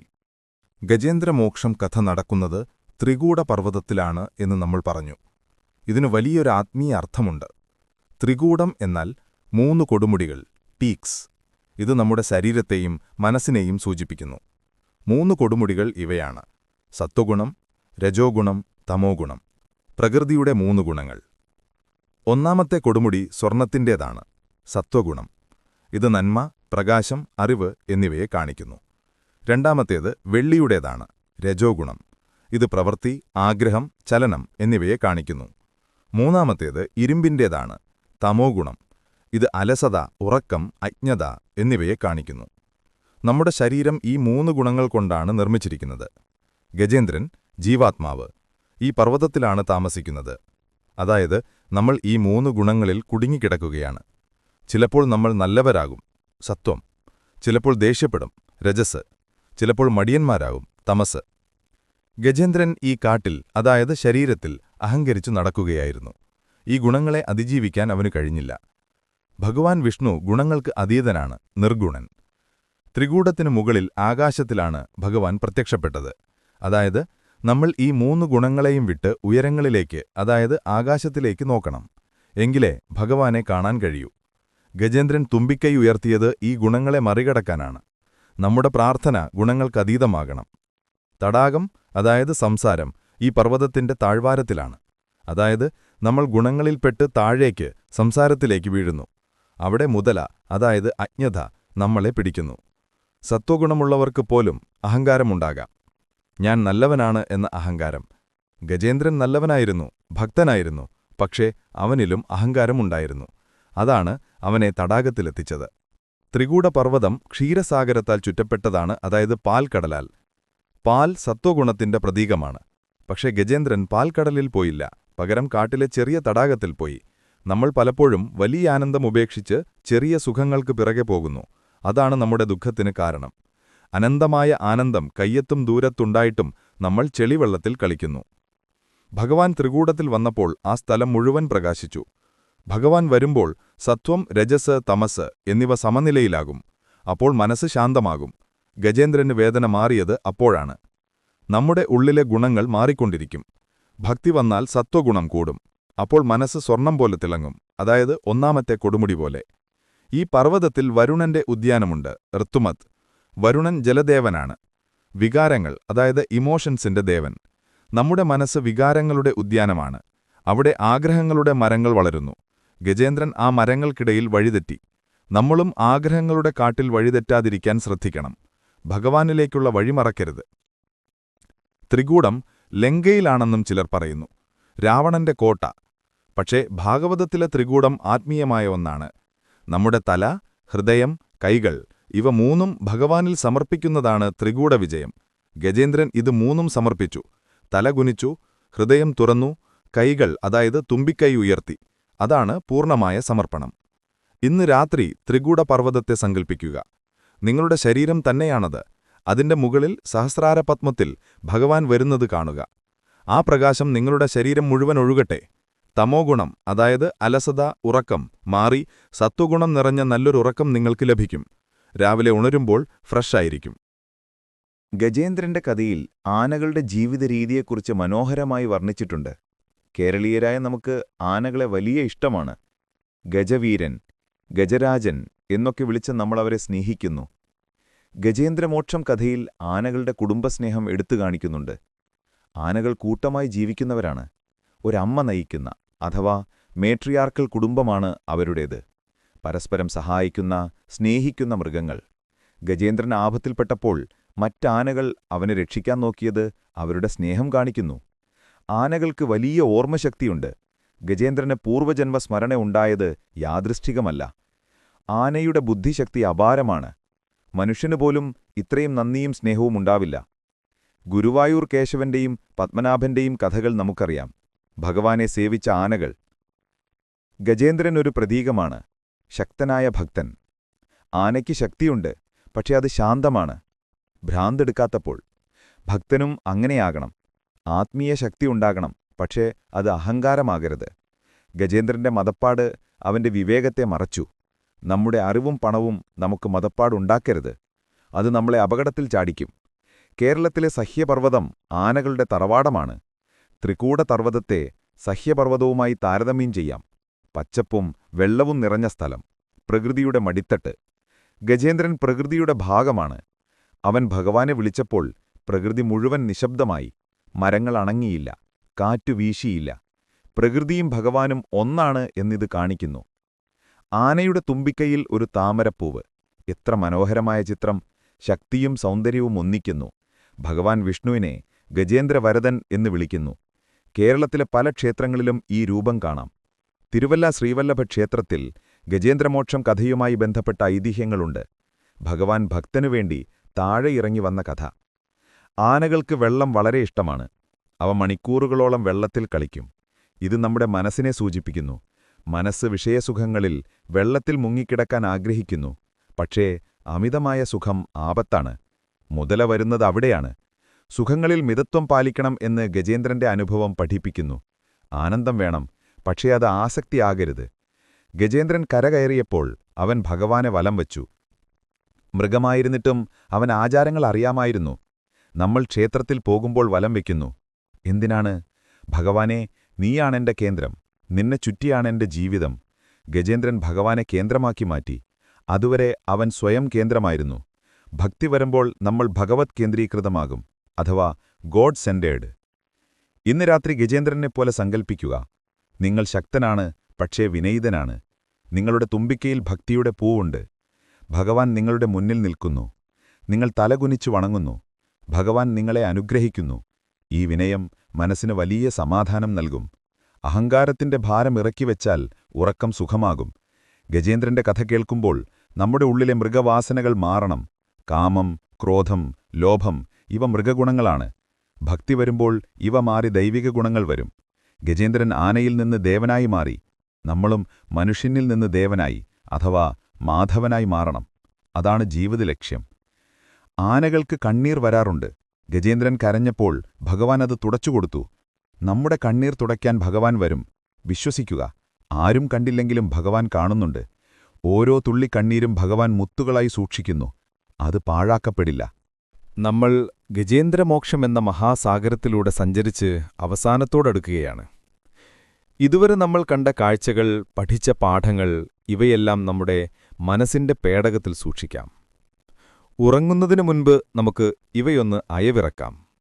പശു പുല്ല് തിന്നിട്ട് അയവിറക്കുന്നതുപോലെ. അത് ദഹനത്തിന് നല്ലതാണ്. ആത്മീയ ദഹനത്തിന് ഈ പാഠങ്ങൾ സഹായിക്കും. 1. അഹങ്കാരം വെടിയുക. ഗജേന്ദ്രൻ കാട്ടിലെ രാജാവായിരുന്നു. പക്ഷേ മുതല വന്നപ്പോ രാജാവിന് ശക്തിയില്ലാതായി. നമ്മൾ എത്ര വലിയവരാണെങ്കിലും ദൈവത്തിനു മുന്നിൽ പൂജ്യമാണ്. ഈ ചിന്ത വന്നാൽ പിന്നെ ടെൻഷനുണ്ടാവില്ല. ഞാനല്ല, നീയാണ് എന്ന ഭാവം. 2.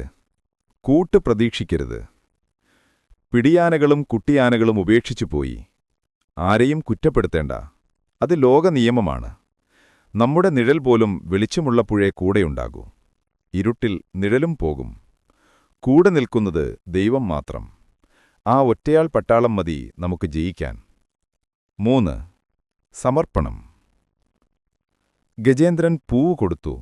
പൂവല്ല പ്രധാനം, മനസ്സാണ്. നമ്മുടെ കഴിവുകൾ, സമ്പത്ത്, സമയം ഇതെല്ലാം ഭഗവാന് കൊടുക്കുക. എന്റെ കഴിവ് നിന്റെ ദാനമാണ് എന്ന് പറയുക. അപ്പോൾ പരാജയപ്പെട്ടാലും സങ്കടം വരില്ല. 4. ക്ഷമ. ഗജേന്ദ്രൻ മുതലയെ ശപിച്ചില്ല.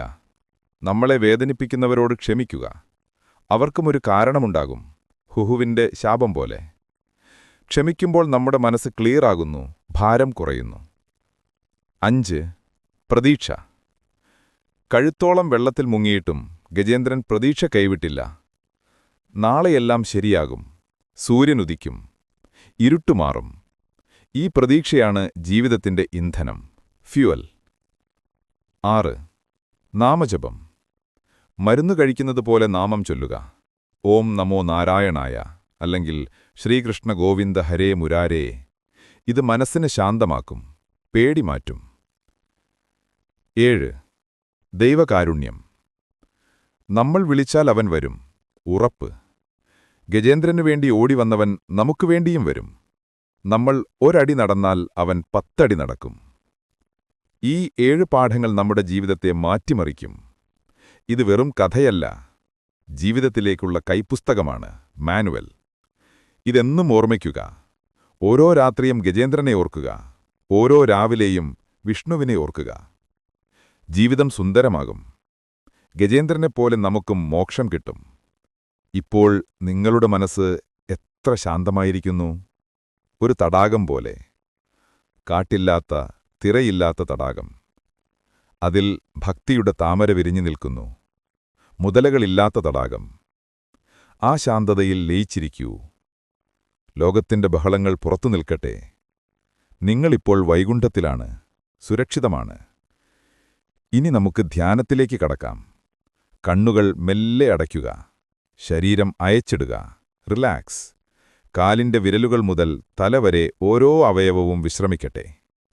ദീർഘമായി ശ്വാസമെടുക്കുക, മെല്ലെ വിടുക. ഓരോ ശ്വാസത്തിലും നിങ്ങളുടെ ടെൻഷനുകൾ പുറത്തേക്ക് പോകുന്നു. ഓരോ ശ്വാസത്തിലും ഭഗവാന്റെ കാരുണ്യം ഉള്ളിലേക്ക് വരുന്നു. ഇപ്പോൾ നിങ്ങളുടെ മനസ്സിൽ ത്രികൂടപർവ്വതത്തിന്റെ ചിത്രം കൊണ്ടുവരിക. പച്ച പുള്ളക്കാട്, പക്ഷികളുടെ പാട്ട്, തണുത്ത കാറ്റ്. നിങ്ങൾ ആ കാട്ടിലൂടെ നടക്കുകയാണ്. ദൂരെ ആ മനോഹരമായ തടാകം കാണുന്നു. തെളിഞ്ഞ വെള്ളം, നിറയെ താമരപ്പൂക്കൾ. ആ വെള്ളത്തിന്റെ തണുപ്പ് അനുഭവിച്ചുക. നിങ്ങൾ ഗജേന്ദ്രനാണെന്ന് സങ്കൽപ്പിച്ചുക. ശക്തനാണ്, പക്ഷേ ഇപ്പോൾ ക്ഷീണിതനാണ്. നിങ്ങൾ തടാകത്തിന്റെ കരയിലിരിക്കുന്നു. നിങ്ങളുടെ കയ്യിൽ, തുമ്പിക്കൈയിൽ ഒരു സ്വർണ്ണത്താമരയുണ്ട്. അത് വാടാത്ത പൂവാണ്, നിങ്ങളുടെ ഭക്തിയുടെ പൂവ്. നിങ്ങൾ ആകാശത്തേക്ക് നോക്കുന്നു, നീലയാകാശം. പെട്ടെന്ന് ആകാശത്തൊരു പ്രകാശം കാണുന്നു, സ്വർണ്ണ നിറത്തിലുള്ള പ്രകാശം. അത് അടുത്തടുത്ത് വരുന്നു. ഗരുഡന്റെ ചിറകടി ശബ്ദം കേൾക്കുന്നു. ഓം ഓം എന്ന മന്ത്രധ്വനി. നിങ്ങളുടെ മനസ്സ് സന്തോഷം കൊണ്ട് നിറയുന്നു. എന്റെ ഭഗവാൻ വരുന്നു എന്ന ചിന്ത. ഇതാ, മേഘങ്ങൾക്കിടയിൽ ഭഗവാൻ വിഷ്ണു നിൽക്കുന്നു. നീലനിറം, മഞ്ഞപ്പട്ട്, 4 കൈകൾ, ശംഖ്, ചക്രം, ഗദ, പത്മം. ഭഗവാന്റെ മുഖത്ത് അതിമനോഹരമായ പുഞ്ചിരി. ആ കണ്ണുകളിൽ നിന്ന് കാരുണ്യമൊഴുകുന്നു. ഭഗവാൻ നിങ്ങളെ നോക്കുന്നു. പേടിക്കേണ്ട, ഞാൻ കൂടെയുണ്ടെന്ന് കണ്ണുകൾ കൊണ്ട് പറയുന്നു. നിങ്ങൾ ആ താമരപ്പൂവ് ഭഗവാന് നേരെ നീട്ടുന്നു. ഭഗവാൻ താഴെ ഇറങ്ങി വരുന്നു, നിങ്ങളുടെ അടുത്തു വരുന്നു. ഭഗവാന്റെ കൈയിലെ തണുപ്പ് നിങ്ങൾക്ക് അനുഭവിക്കുന്നു. ഭഗവാൻ ആ പൂവ് സ്വീകരിക്കുന്നു. എന്നിട്ട് തന്റെ കൈ നിങ്ങളുടെ തലയിൽ വയ്ക്കുന്നു. ആ നിമിഷം നിങ്ങളുടെ എല്ലാ വേദനകളും മാറുന്നു, എല്ലാ ഭാരങ്ങളും മാറുന്നു. നിങ്ങൾ വെളിച്ചമായി മാറുന്നു. ഭഗവാൻ നിങ്ങളെ ചേർത്തു പിടിക്കുന്നു. നിങ്ങളിപ്പോൾ ഭഗവാന്റെ മടിയിലാണ്, സുരക്ഷിതമാണ്. ഇനിയൊന്നിനെയും പേടിക്കാനില്ല. മുതലയില്ല, കാടില്ല, ഇരുട്ടില്ല, വെളിച്ചം മാത്രം, ആനന്ദം മാത്രം. ഈ അവസ്ഥയിൽ കുറച്ചുനേരം ഇരിക്കുക. ശാന്തി, ശാന്തി, ശാന്തി. ഇപ്പോൾ നിങ്ങൾ ഉറങ്ങാൻ തയ്യാറാണ്. ഈ ദൃശ്യം മനസ്സിൽ വെച്ചുകൊണ്ടുറങ്ങുക. ഭഗവാൻ നിങ്ങളുടെ കാവൽക്കാരനായി അടുത്തുണ്ടാകും. നാളെ രാവിലെ ഉണരുമ്പോൾ ഗജേന്ദ്രനെപ്പോലെ പുതിയൊരു ജന്മം കിട്ടിയ സന്തോഷം നിങ്ങൾക്കുണ്ടാകും. ശുഭരാത്രി. ഓം നമോ നാരായണായ. പ്രിയപ്പെട്ട സഹോദരങ്ങളെ, ഇത്രയും നേരം നമ്മൾ ഗജേന്ദ്രമോക്ഷമെന്ന പുണ്യകഥയിലൂടെ സഞ്ചരിച്ചു. ഇത് വെറുമൊരു കഥയായിരുന്നില്ല, നമ്മുടെ ആത്മാവിനെ തൊട്ടുണർത്തുന്ന ഒരു തീർത്ഥാടനമായിരുന്നു. ത്രികൂട പർവ്വതത്തിൽ തുടങ്ങി വൈകുണ്ഠം വരെ നമ്മളെത്തി. ഗജേന്ദ്രന്റെ വേദനയും മുതലയുടെ ശാപവും ഭഗവാന്റെ കാരുണ്യവും നമ്മളറിഞ്ഞു. ഈ അറിവ് നമ്മുടെ ഹൃദയത്തിൽ എന്നും മായാതെ നിൽക്കട്ടെ. ഈ രാത്രി നിങ്ങൾ ഉറങ്ങാൻ പോകുമ്പോൾ നിങ്ങൾ തനിച്ചല്ല. നിങ്ങളുടെ തലയിണയ്ക്കരികിൽ ഭഗവാന്റെ അദൃശ്യമായ സാന്നിധ്യമുണ്ട്. ഗജേന്ദ്രനെ രക്ഷിച്ച അതേ കൈകൾ നിങ്ങളെയും സംരക്ഷിക്കും. നാളെ നേരം വെളുക്കുമ്പോൾ പുതിയൊരു സൂര്യനെ കാണുമ്പോൾ ഓർക്കുക, അത് ഭഗവാന്റെ സുദർശന ചക്രത്തിന്റെ തേജസ്സാണ്. ഇരുട്ടിനെ മാറ്റി വെളിച്ചം തരുന്ന തേജസ്. ജീവിതത്തിലെ ഓരോ ദിവസവും ഓരോ സമ്മാനമാണ്. അത് ഭക്തിയോടെ സ്വീകരിക്കുക. ഗജേന്ദ്രൻ പഠിപ്പിച്ച ആ വലിയ മന്ത്രം നമുക്കൊരിക്കൽ കൂടി ഓർക്കാം. നാരായണ അഖില ഗുരോ ഭഗവൻ നമസ്തേ. ഈ മന്ത്രം നമ്മുടെ ശ്വാസമായി മാറട്ടെ. ഓരോ ശ്വാസത്തിലും അത് മുഴങ്ങട്ടെ. അപ്പോൾ നമ്മുടെ ജീവിതം തന്നെ ഒരു പ്രാർത്ഥനയാകും. നമ്മൾ നടക്കുന്ന മണ്ണ് വൈകുണ്ഠമാകും. നമ്മൾ കാണുന്നവരെല്ലാം നാരായണ സ്വരൂപികളാകും. ഈ കഥ കേട്ട് നിങ്ങളുടെ മനസ്സ് ശാന്തമായെങ്കിൽ, നിങ്ങൾക്ക് സമാധാനം കിട്ടിയെങ്കിൽ, അത് തന്നെയാണ് ഞങ്ങളുടെ ഏറ്റവും വലിയ സന്തോഷം. ഈ ലോകത്ത് സമാധാനമാണ് ഏറ്റവും വലിയ സമ്പത്ത്. അത് കിട്ടാൻ ഭഗവാനല്ലാതെ വേറെ വഴിയില്ല. ഈ വഴിയിലൂടെ സഞ്ചരിച്ചാൽ നിങ്ങൾ ഒരിക്കലും വഴിതെറ്റില്ല. നിങ്ങളുടെ പ്രിയപ്പെട്ടവരും ചിലപ്പോൾ ഉറക്കം വരാതെ മനസ്സ് അസ്വസ്ഥമായിരിക്കുന്നുണ്ടാകാം. അവർക്ക് ഈ കഥ ഒരു മരുന്നായിരിക്കും. ഇതൊന്നു കേട്ടുനോക്കൂ. നല്ല ഉറക്കം കിട്ടും എന്ന് പറയുക. അത് വലിയൊരു പുണ്യകർമ്മമാണ്. ഒരാളുടെ സങ്കടം മാറ്റുന്നത് 1000 ക്ഷേത്രങ്ങൾ പണിയുന്നതിന് തുല്യമാണ്. ഞങ്ങളുടെ ചാനലിൽ ഇതുപോലെയുള്ള നിരവധി പുരാണകഥകളും മോട്ടിവേഷണൽ വീഡിയോകളും ഇനിയും വരുന്നുണ്ട്. രാമായണം, മഹാഭാരതം, ഭാഗവതം, ഈ അക്ഷയഖനിയിൽ നിന്ന് ഇനിയും രത്നങ്ങൾ നമുക്ക് കണ്ടെത്തണം. അതിനായി ഈ ചാനൽ സബ്സ്ക്രൈബ് ചെയ്യുക, ബെൽ ഐക്കൺ അമർത്തുക. അപ്പോൾ ഓരോ പുതിയ കഥയും നിങ്ങളുടെ വിരൽത്തുമ്പിലെത്തും. നിങ്ങളുടെ അഭിപ്രായങ്ങൾ കമന്റ് ബോക്സിൽ എഴുതുക. ഓം നമോ നാരായണായ എന്ന് കമന്റ് ചെയ്യുക. അത് കാണുമ്പോൾ ഞങ്ങൾക്ക് സന്തോഷമാകും. നിങ്ങളുടെ പ്രാർത്ഥനയിൽ ഞങ്ങളെയും ഉൾപ്പെടുത്തുക. ഭഗവാൻ വിഷ്ണുവിന്റെയും ലക്ഷ്മീദേവിയുടെയും അനുഗ്രഹം നിങ്ങൾക്കും നിങ്ങളുടെ കുടുംബത്തിനും എപ്പോഴും ഉണ്ടാകട്ടെ എന്ന് ആത്മാർത്ഥമായി പ്രാർത്ഥിക്കുന്നു. ഇനി കണ്ണുകൾ അടച്ചോളൂ. നല്ല ഉറക്കത്തിലേക്ക്, നല്ല സ്വപ്നങ്ങളിലേക്ക്. ശുഭരാത്രി. ഓം ശാന്തി ശാന്തി ശാന്തി. ലോകാഹ സമസ്താഹ സുഖിനോ ഭവന്തു. ഹരി ഓം തത്സത്.